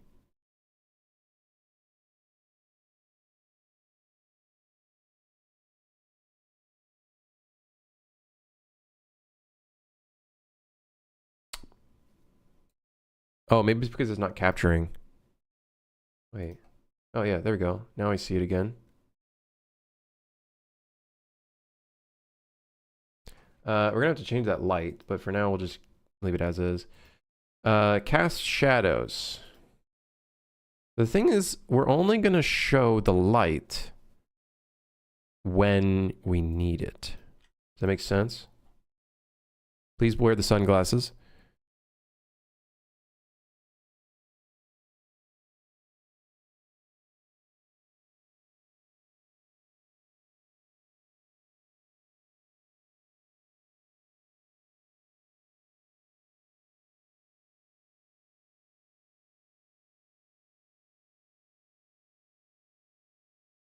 Yeah, I might need to add the items to the array.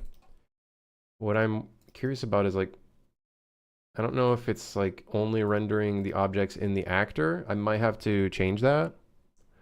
That's very possible. We'll figure that out.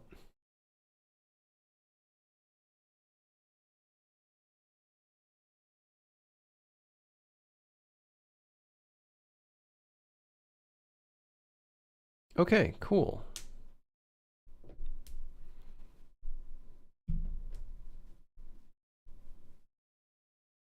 I wonder if any other developers have done something like this before. Something stupid like this. Is it stupid? Yeah, it's pretty stupid. But it's my kind of stupid. Hell yeah. Yeah. You know, Ben, saw the minigames you made using physics constraints. Do you have a recommendation for this? Or if you'd like to show me, could you roughly explain how it works? Right now I'm using physics handle, but I would recommend using physics constraint. Basically, we just do a line trace from our hand. It determines what it's hitting.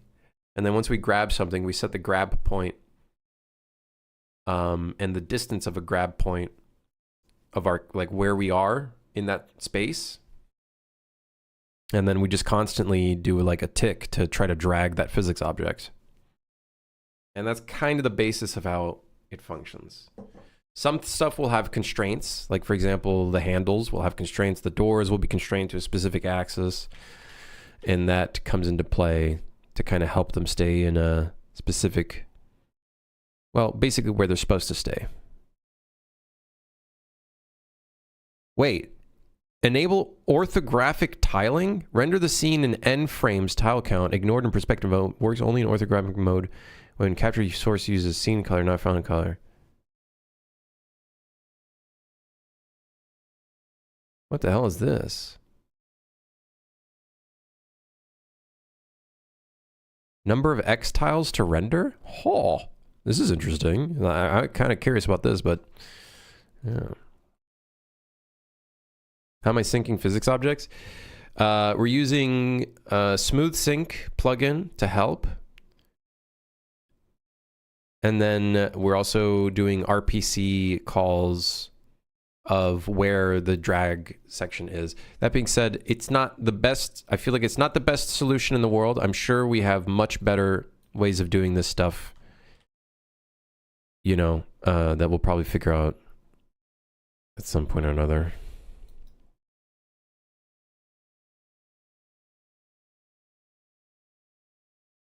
Okay, so now we can go to the hotbar slot. Where is item image being called?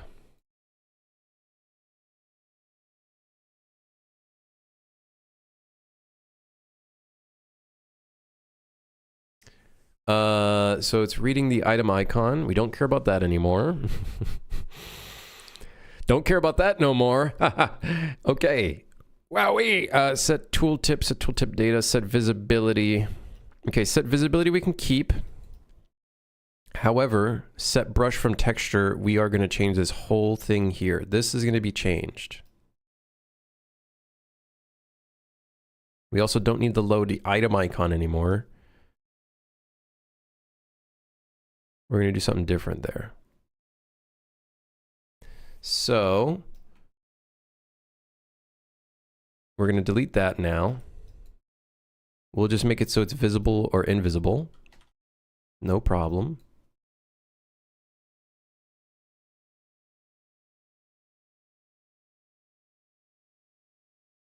And then let's see other spots where we potentially have this.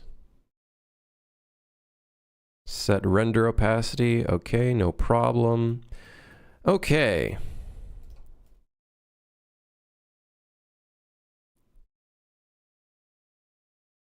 All right.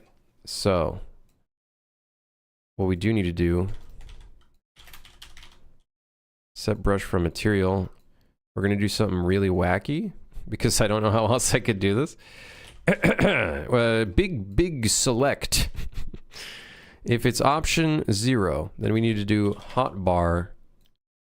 I don't think it's hotbar 0. I think it's hotbar 1. I could be wrong, and I'm sure we'll find out very soon if these numbers are incorrect. But I'm pretty certain that it's correct.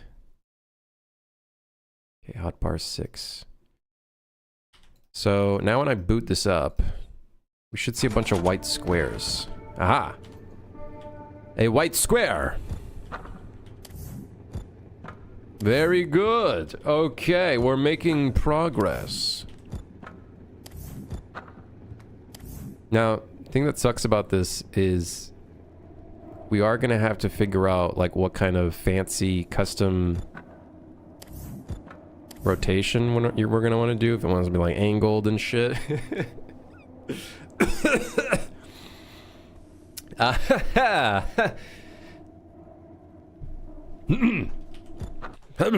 Yeah, that we'll have to figure out. For now, though, that's a problem for future me. Current me continues to get things done. Yes. Okay, so... Okay, so, here's what we're gonna do.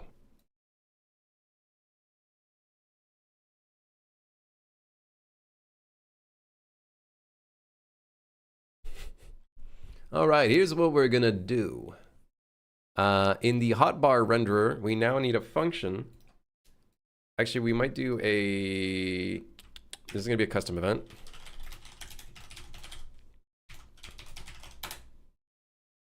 Set slot with mesh. All right. Set slot with mesh. We're gonna have one input, which is the slot index. And then the item data. With a capital D, please. Item. Oh shit. Data. Item. The lootable item data. Is that it? I don't remember if that's it.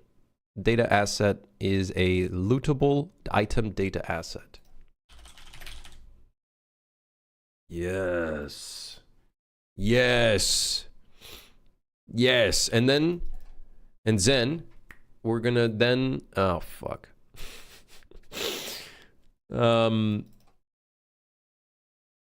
first we need to load the mesh.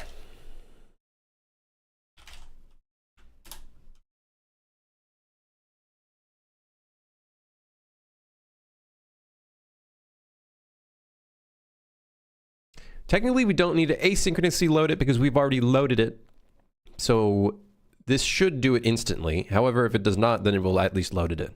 But I'm pretty sure it's going to load it in because otherwise, what item are we looking at on the ground, right? So this should be fine. Cast to static mesh.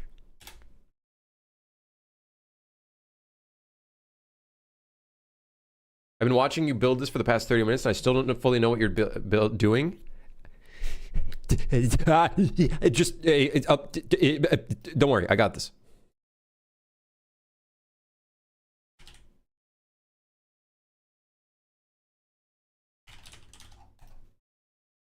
Don't you worry about a thing. I got this, okay? Don't you worry about a thing.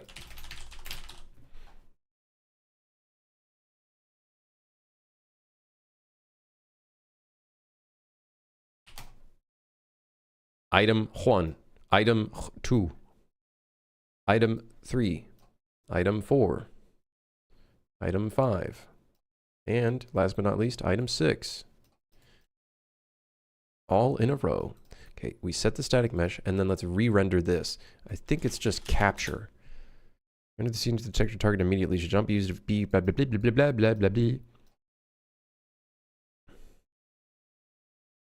So, we don't want this to render every frame. We're going to selectively render the frame when we need it. Makes sense? Okay, good. Right. So, now, set slot with mesh. So, here's what we're going to do next. Whenever we loot an item,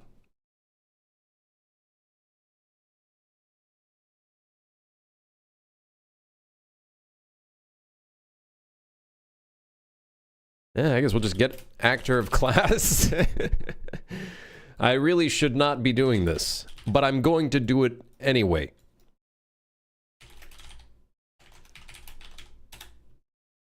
Slot index is going to be the hotbar index. And then the item data is going to be the item data, current data asset. Okay, so if I did this correctly, we should now see the flashlight. Okay, if I did this correctly, when I loot... Okay, never mind.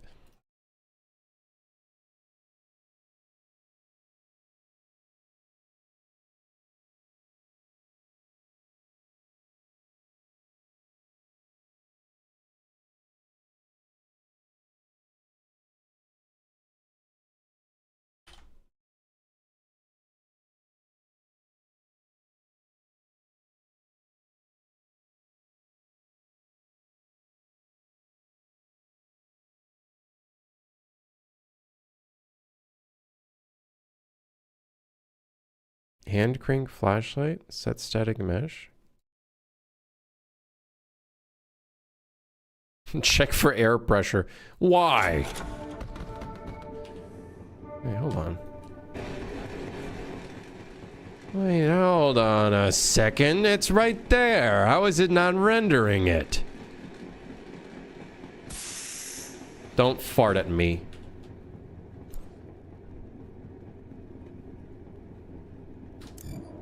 What if, hold on, pick up another item. Trombone. Aha!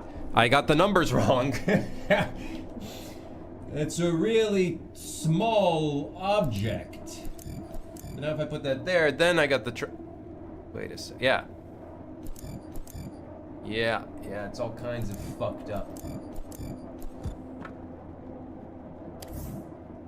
It's a big trombone.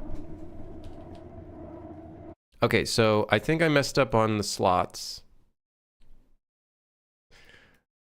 So hotbar 0 is actually hotbar 0. Hotbar 1 is hotbar 1. Hotbar 2 is... Yeah, okay, so this is the actual flow, which is funny. Okay, so now when I pick up the item, I see the flashlight. Now I can pick up other items, or move this one. We'll have to fix the dragging. No problem, though.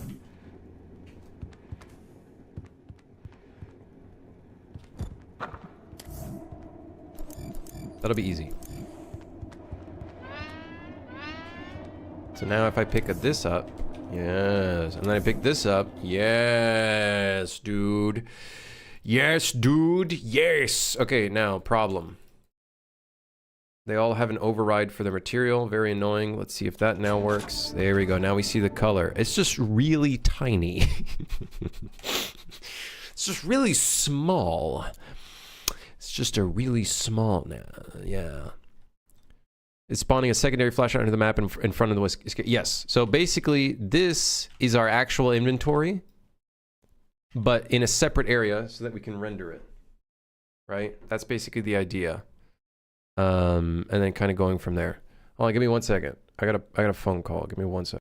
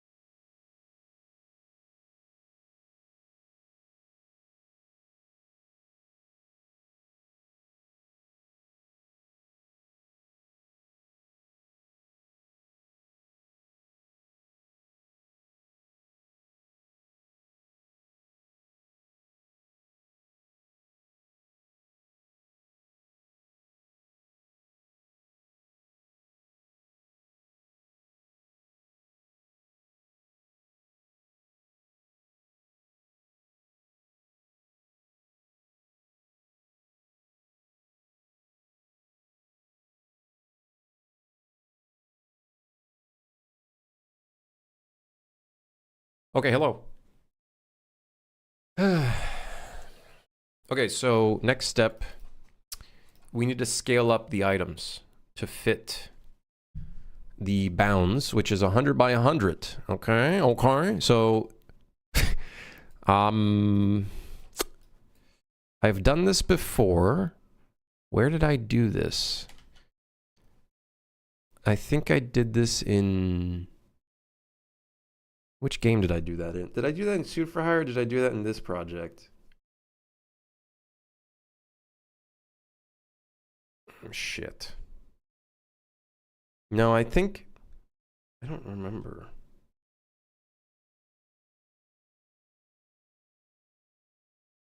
I had a whole bounds system that would scale things based off of the bounds of an object. Oh, never mind. That was contract work. I just remembered. Ah, fuck. Whatever. Okay, found. I can just get the bounds of the object.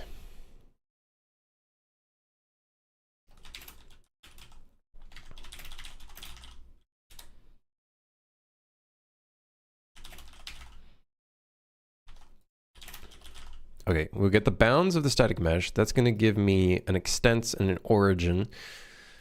I want the box extent to... we need to fit 100. So, we will get... Also, something I realized, this is not facing forward. So let's just get all these rotated. by 90. And that should be fine to at least begin. And I think we should now, when we open up the current version, yeah, the flashlight is sideways. Okay, so good. So now the next step is we have to scale this up so that it fits the 100 by 100 bounds. Let's say, for example, we make this the flashlight. That's the wrong flashlight. Let's make the crank, the hand crank. Oh shit, yeah, it's not gonna have the other mesh on it. Oh. Oh. Ah. Whatever. Well. Whatever. So this needs to be much larger.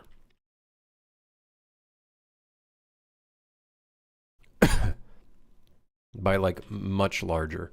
By like 3.34. Let me see if I can figure out the math of that. So 25, 10, 15. 25, 10, 15. 25. Is this X, Y, Z? 25 by 10 by 15.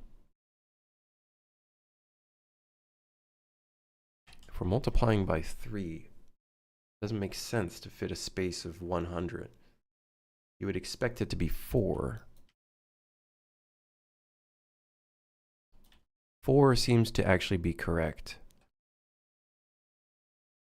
Items like the trombone's gonna go out of the box. Yeah, we're gonna have to figure out something for that one. I don't really know what we're gonna do for that one. We'll figure that out. Okay, so I love, this is how I do my math. I just test it out and try to get the number to be matching. So I think it would be 25 divided by 100 or 100 divided by 25 would give us the actual scale of what we need to scale this up to.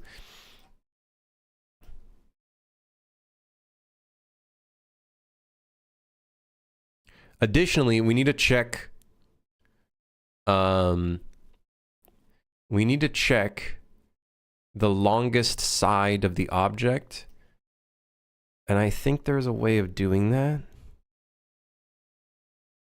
God, I've made this code somewhere. I wish I saved that code because I did it in a very good way to determine like which side is the longest side and whatever.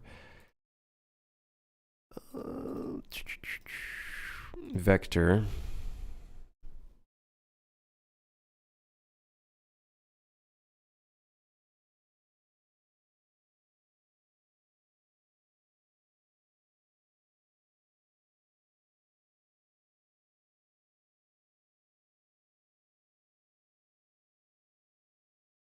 Find the maximum element x, y, and z between the two vector components.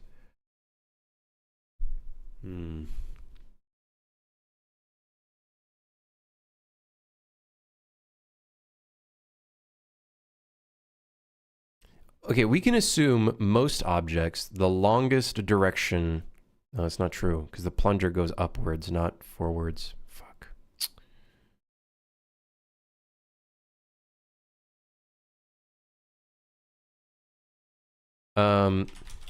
I think there's a way of doing this. Let's see.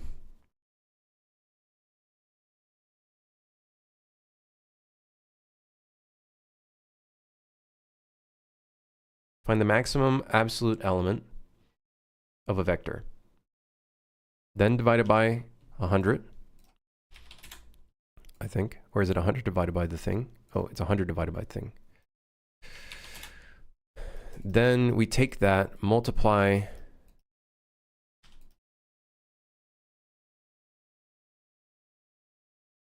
That should be a flat value, actually. Then we can maybe minus it by a small padding of 0.1 or 0.2. And then set the scale in 3D space.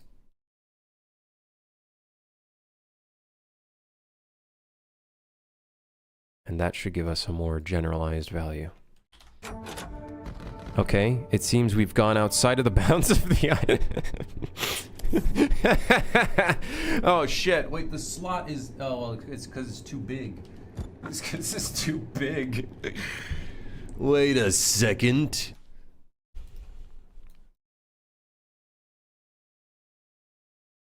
Maybe 100's too big. Do 75.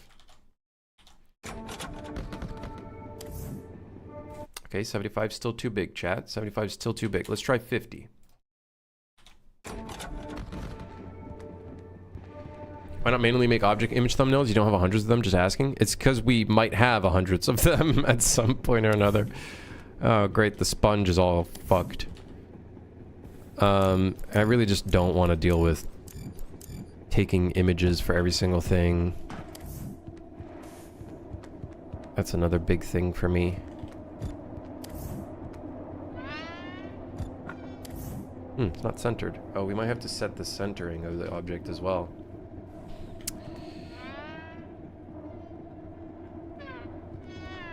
Trust me, chat, I already thought of doing static images. I've done that before, though. It's just like... I'd rather it be dynamic if I can. The problem is, yeah, the framing will kind of suck and whatnot. That's one big problem with it. The framing will be a bit shit.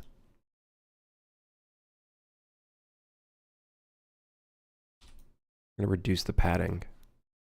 Actually, I'm gonna reduce it a bunch.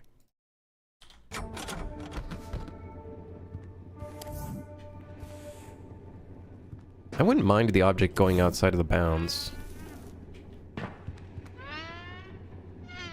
Okay, let's try this. We're gonna do something wacky. I don't know if it's gonna work out too well. I'm gonna add a 45 rotation.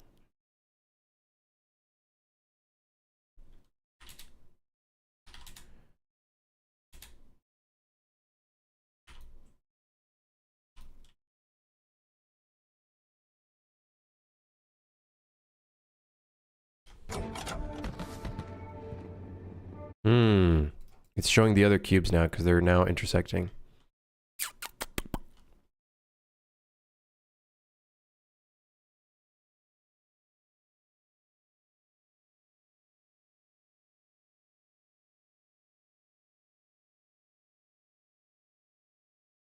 We will have to hide the other objects as we go along.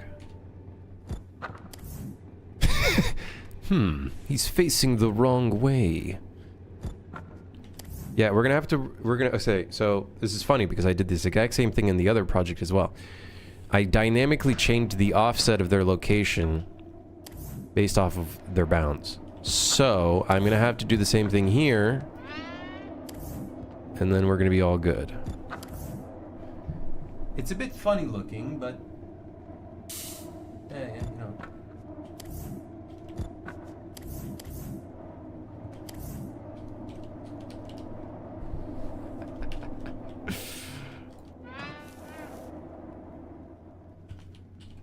Okay.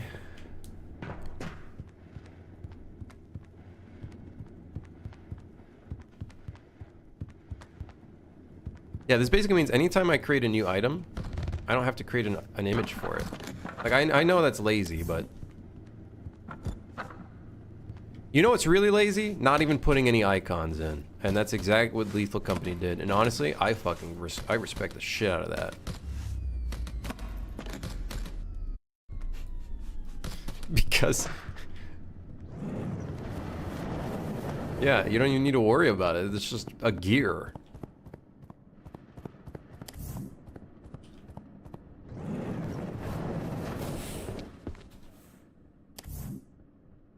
The Tic Tac guy is here.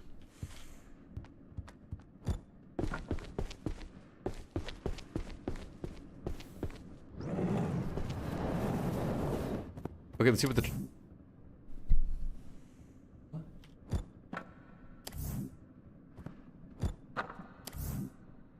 You can't even see it.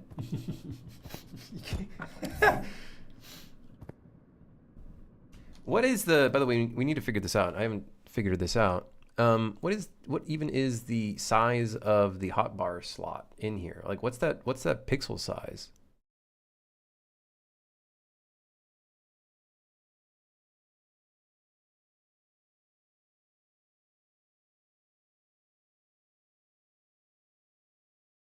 I don't know. This thing is set to 48 by 48. I think the item slots are like 64 by 64. So if I have a 64 by 64 and we got 3 slots going across, this does not need to be 512 by 512. It could actually be 64, 128, but it'd probably be best that I keep it within, so let's do 256 by 256. It's actually gonna be more accurate, I think.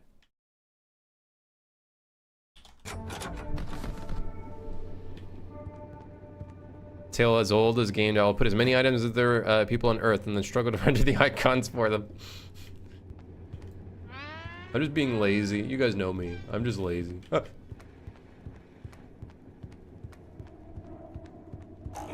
Oh no. Ah, idiot.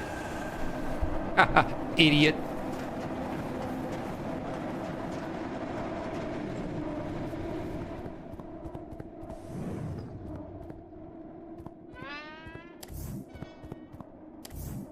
The plunger goes off screen.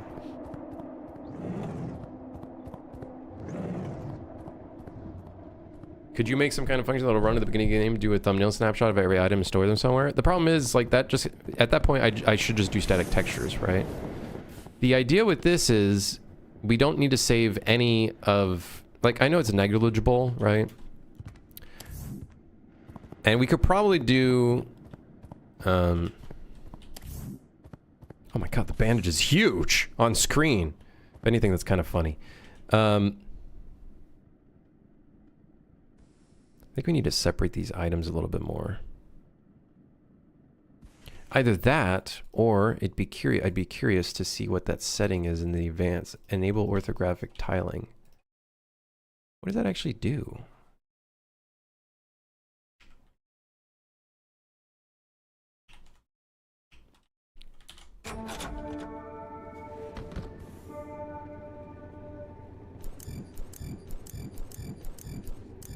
I want to know what the orthographic tiling is.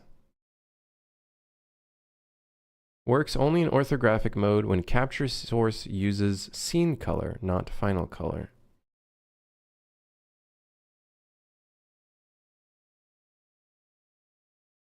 Kind of confused. So let's set all of these to the flashlight real quick.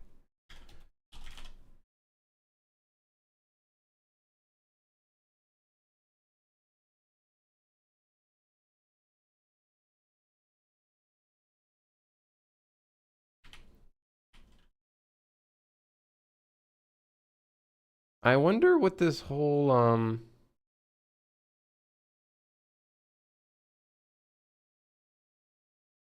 orthographic tiling is. There's like this setting here called enable orthographic tiling.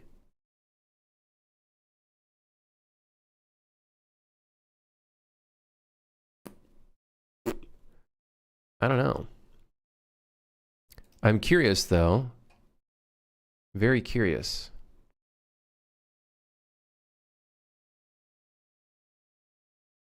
Because that could be really cool. Orthographic tiling. Hold on, let me see if I can find some documentation on that. UE5 orthographic camera tiling. Orthographic tiling.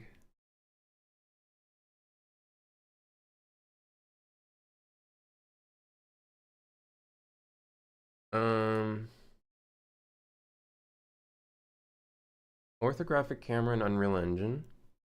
Let's see, maybe there's something for this. That looks cool, man. Orthographic projection? Any tiling stuff? Auto-calculating orthoplanes. No. Nothing in here talks about the tiling. Great. Is this going to be one of those features that I got to figure out myself? Is it a case where the tiles... Okay, let's try turning it on again. But let's try setting the ortho width to this divided by 3.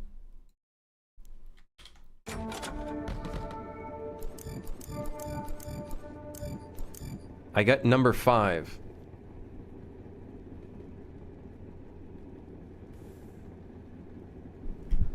It's very low res though. I don't really know why.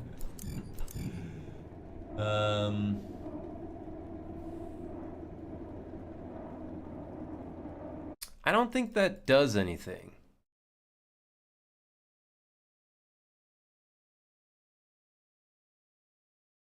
I don't know what this does.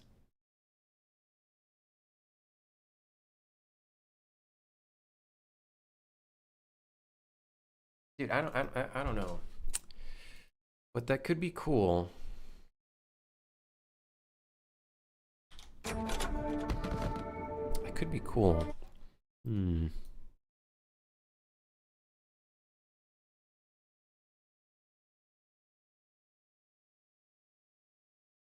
Orthographic tiling generally refers to techniques for creating seamless. Yeah, whatever, man. Listen, I just want to know how it works. What is it? What is it like? How's it functioning in the UE sense? Of course, it's one of those fucking things where, again, it has no.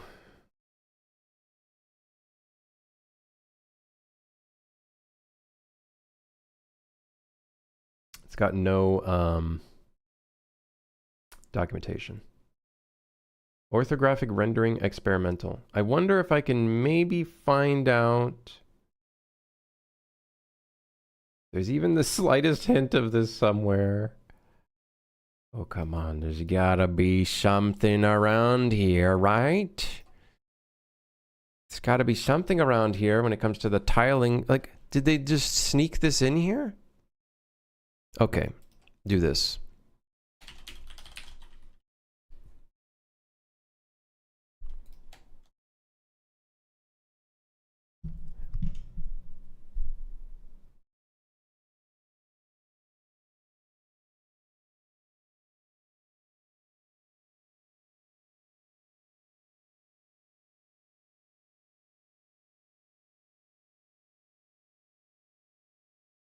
Render the scene, ignoring perspective, it works only on the graphic, right? It's the exact same description. Can I find all the references of this? How do I do that? Find usages.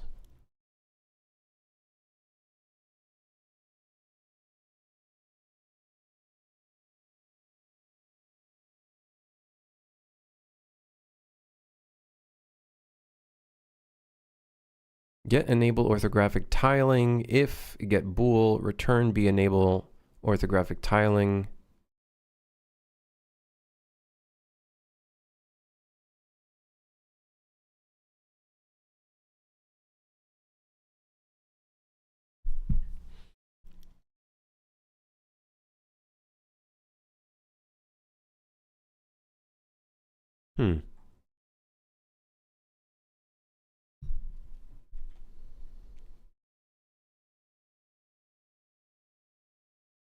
I was hoping I could find a little bit more than that. Let's do find usages of X tiles.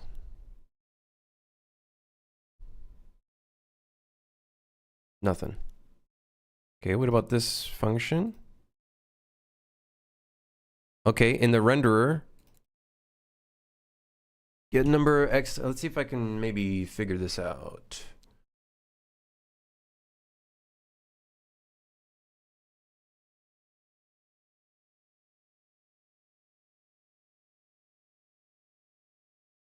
Maybe I can decipher this. Maybe I can decipher this. B, enable orthographic tiling. Projection type and use scene color texture.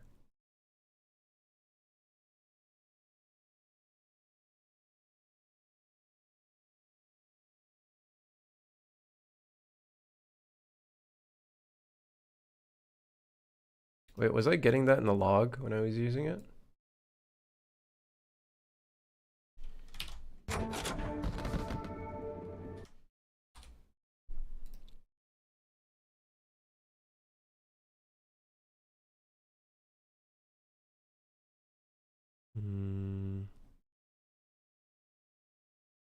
I think it's okay. I think we are using the right one. What did the error say? scene capture.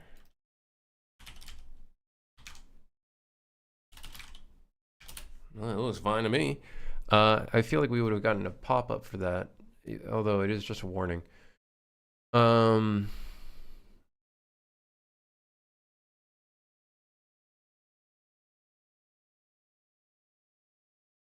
no. It's a matrix. Oh no. Oh no. Oh no.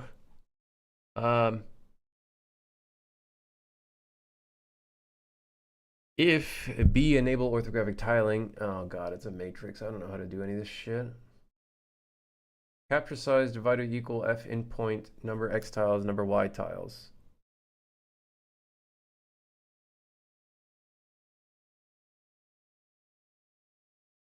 Look at tutorial Unreal Engine dynamic icons from skeletal meshes.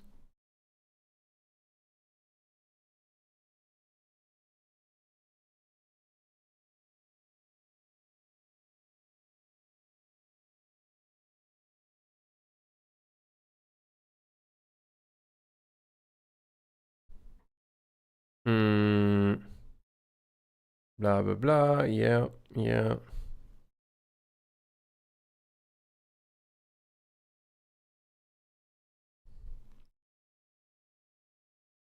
Yep, they're setting the offset. Yep. Yep, setting it to be more centered. I assume so.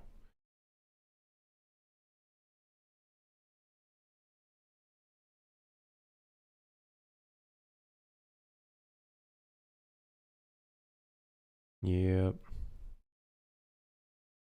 Oh, are they... Wait, no. Wait, how are they doing the render target? Let's see.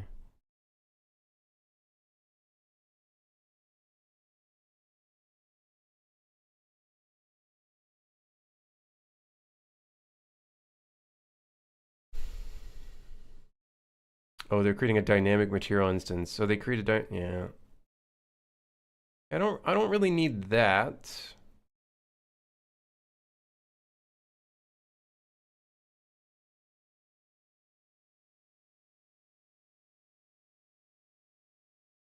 I hurt my eyes.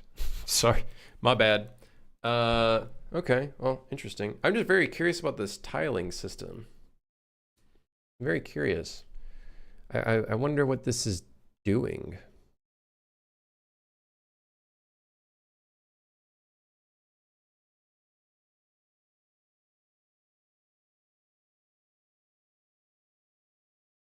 Number X tiles, number Y tiles. Number X tiles, number Y tiles.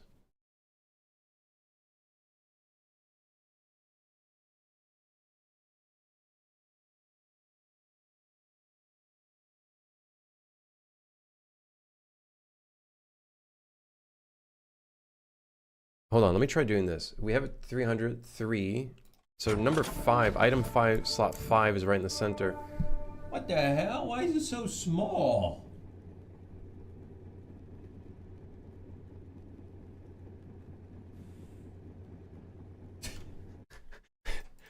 What the hell? Hold on, let me try.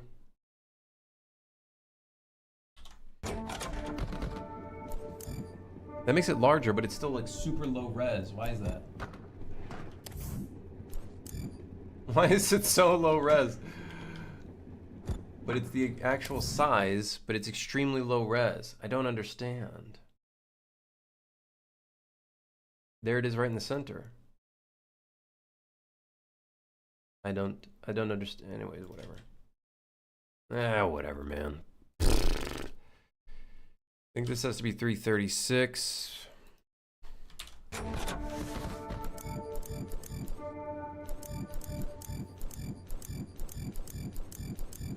So what would have been cool with the tiling is we could make it so it tiles, but we can move these into different spots so they don't clip into each other at all. That's what I was hoping with the tiling that I could figure out here. Trying to understand how is it doing the camera work, basically. But for some reason, the quality is like shit. Don't know why it's so shit.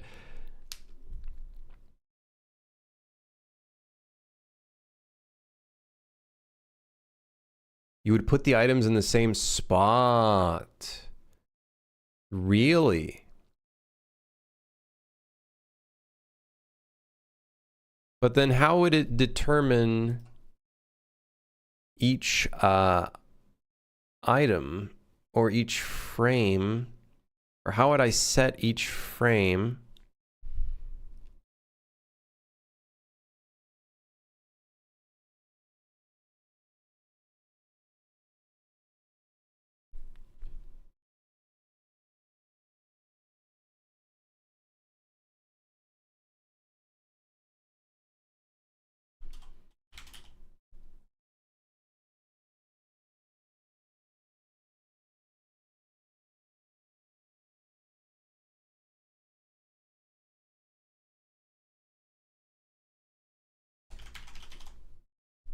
Yeah, I don't know.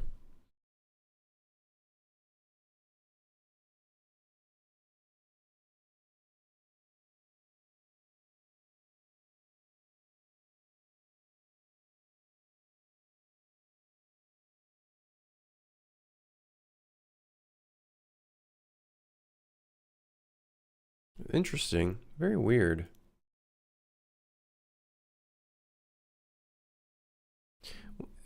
Wouldn't this mean if it's rendering every object in the middle, if we set this to not update and just stay there, so every item would just be this item right in the center, I suppose? But then, wouldn't that mean once we've put this here, all of these should appear as a flashlight? I don't know how that gets set.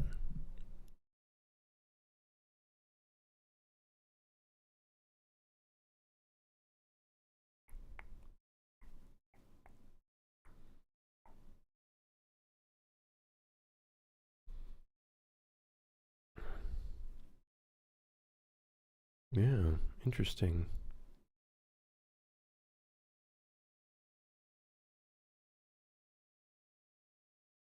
All right, anyways, our item rendering system works. It just, we need, the second part is slight offset for the objects. We need a slight offset for each item. The annoying thing is, well, the annoying thing here is that each item is in its own respective place. And it's all got a very custom set location. So that's our main problem. So item 1 is at -112. This one's at 0, or should be at 0. This one is at 112. Whoops. That's not right.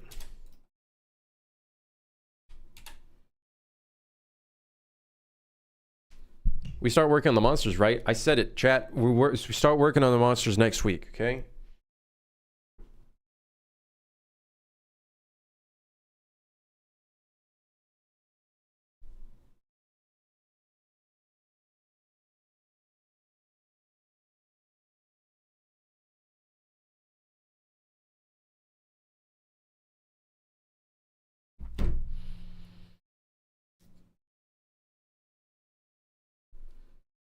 The importing UEFI change now, instead of giving me one static mesh, gives me 4 objects that aren't static mesh. Yeah, there's some different settings in the in that importer that you can change. Yeah, that should help. Okay, we're gonna clear this again. We are gonna have to fix the offsets, and some of the objects we're gonna have to fix, like the trombone, for example. Also, the bandage is huge. Look how huge it is. Look how big it is. It's huge. It's enormous. Massive. Massive bandage. We can also see it clipping. So that's the one problem with this system. But that's okay.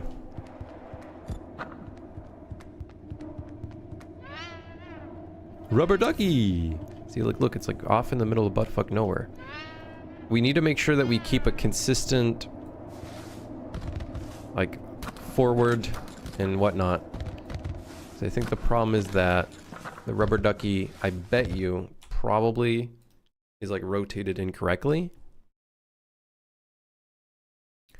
Which I might be able to change through, yeah, see, it's in the wrong X direction. But I think I can change that by editing in modeling mode.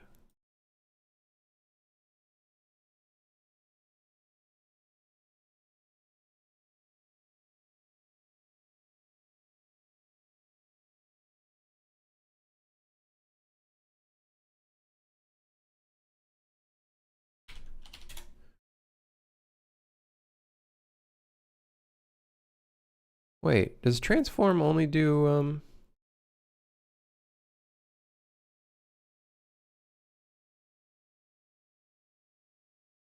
interesting.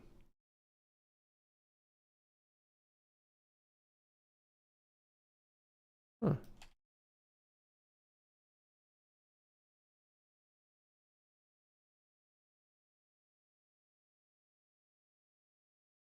What? Huh. Okay. Well, what we can do is bake transform. This tool will modify the selected static mesh assets. If you do not wish to modify, please make copy. Yes. Bake rotation, bake full scale. Recenter pivot. Accept. So now he should be facing X forward. Very good. And then the next time we open up this guy, he should be facing the right direction now. Let's see. Where you at? There you... Well, now it's the offset. Now the problem is the offset. Well, hey, now we know which items we have now, though, right? In the hotbar, you know what I mean? Right?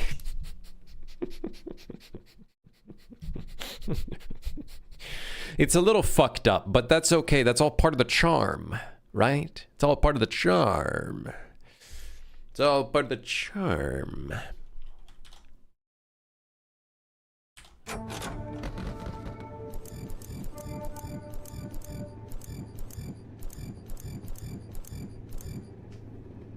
But it works.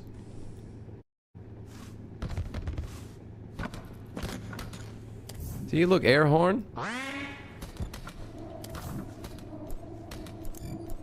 Oh, that's not right. Right, that's not right. That's not, yeah, that's not right. Okay. Well, it would appear that the slot, when moved around, is not actually updating the slot. That would make sense. Okay, well, not really, but hold on. Well, yeah, right here. Uh-huh. Okay, set item data.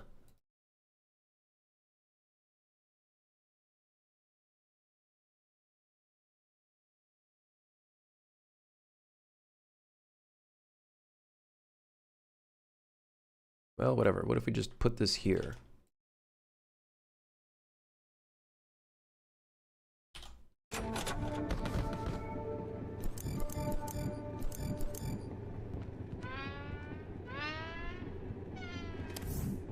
Rock. Rock. Medium coal. Medium coal. I love the way medium coal looks like in the inventory. Because it just looks like a big clump of fucking whatever. Just... Alright, well, we fixed it. Uh-oh. The swapping system seems to...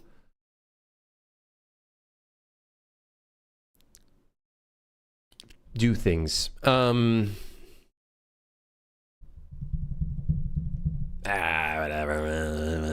Whatever. Don't care. Don't care. Whatever. Don't care.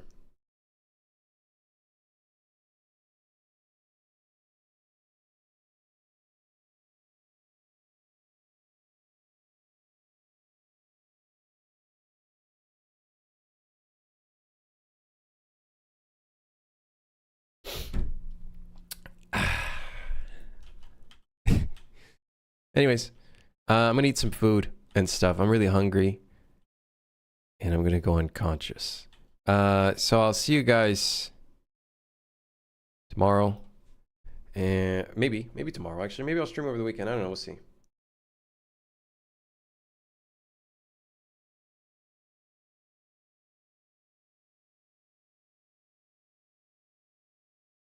Yeah. Yeah. Yes.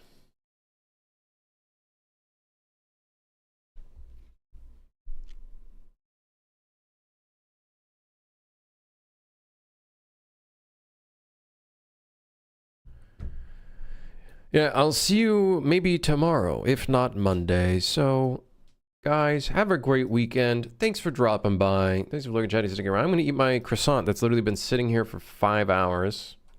Right next to me. I'm going to fucking devour the shit out of this. And then I'm going to figure out food because I'm really hungry. So, yatta! See you guys next time. Thanks for dropping by. Yeah, have a great day.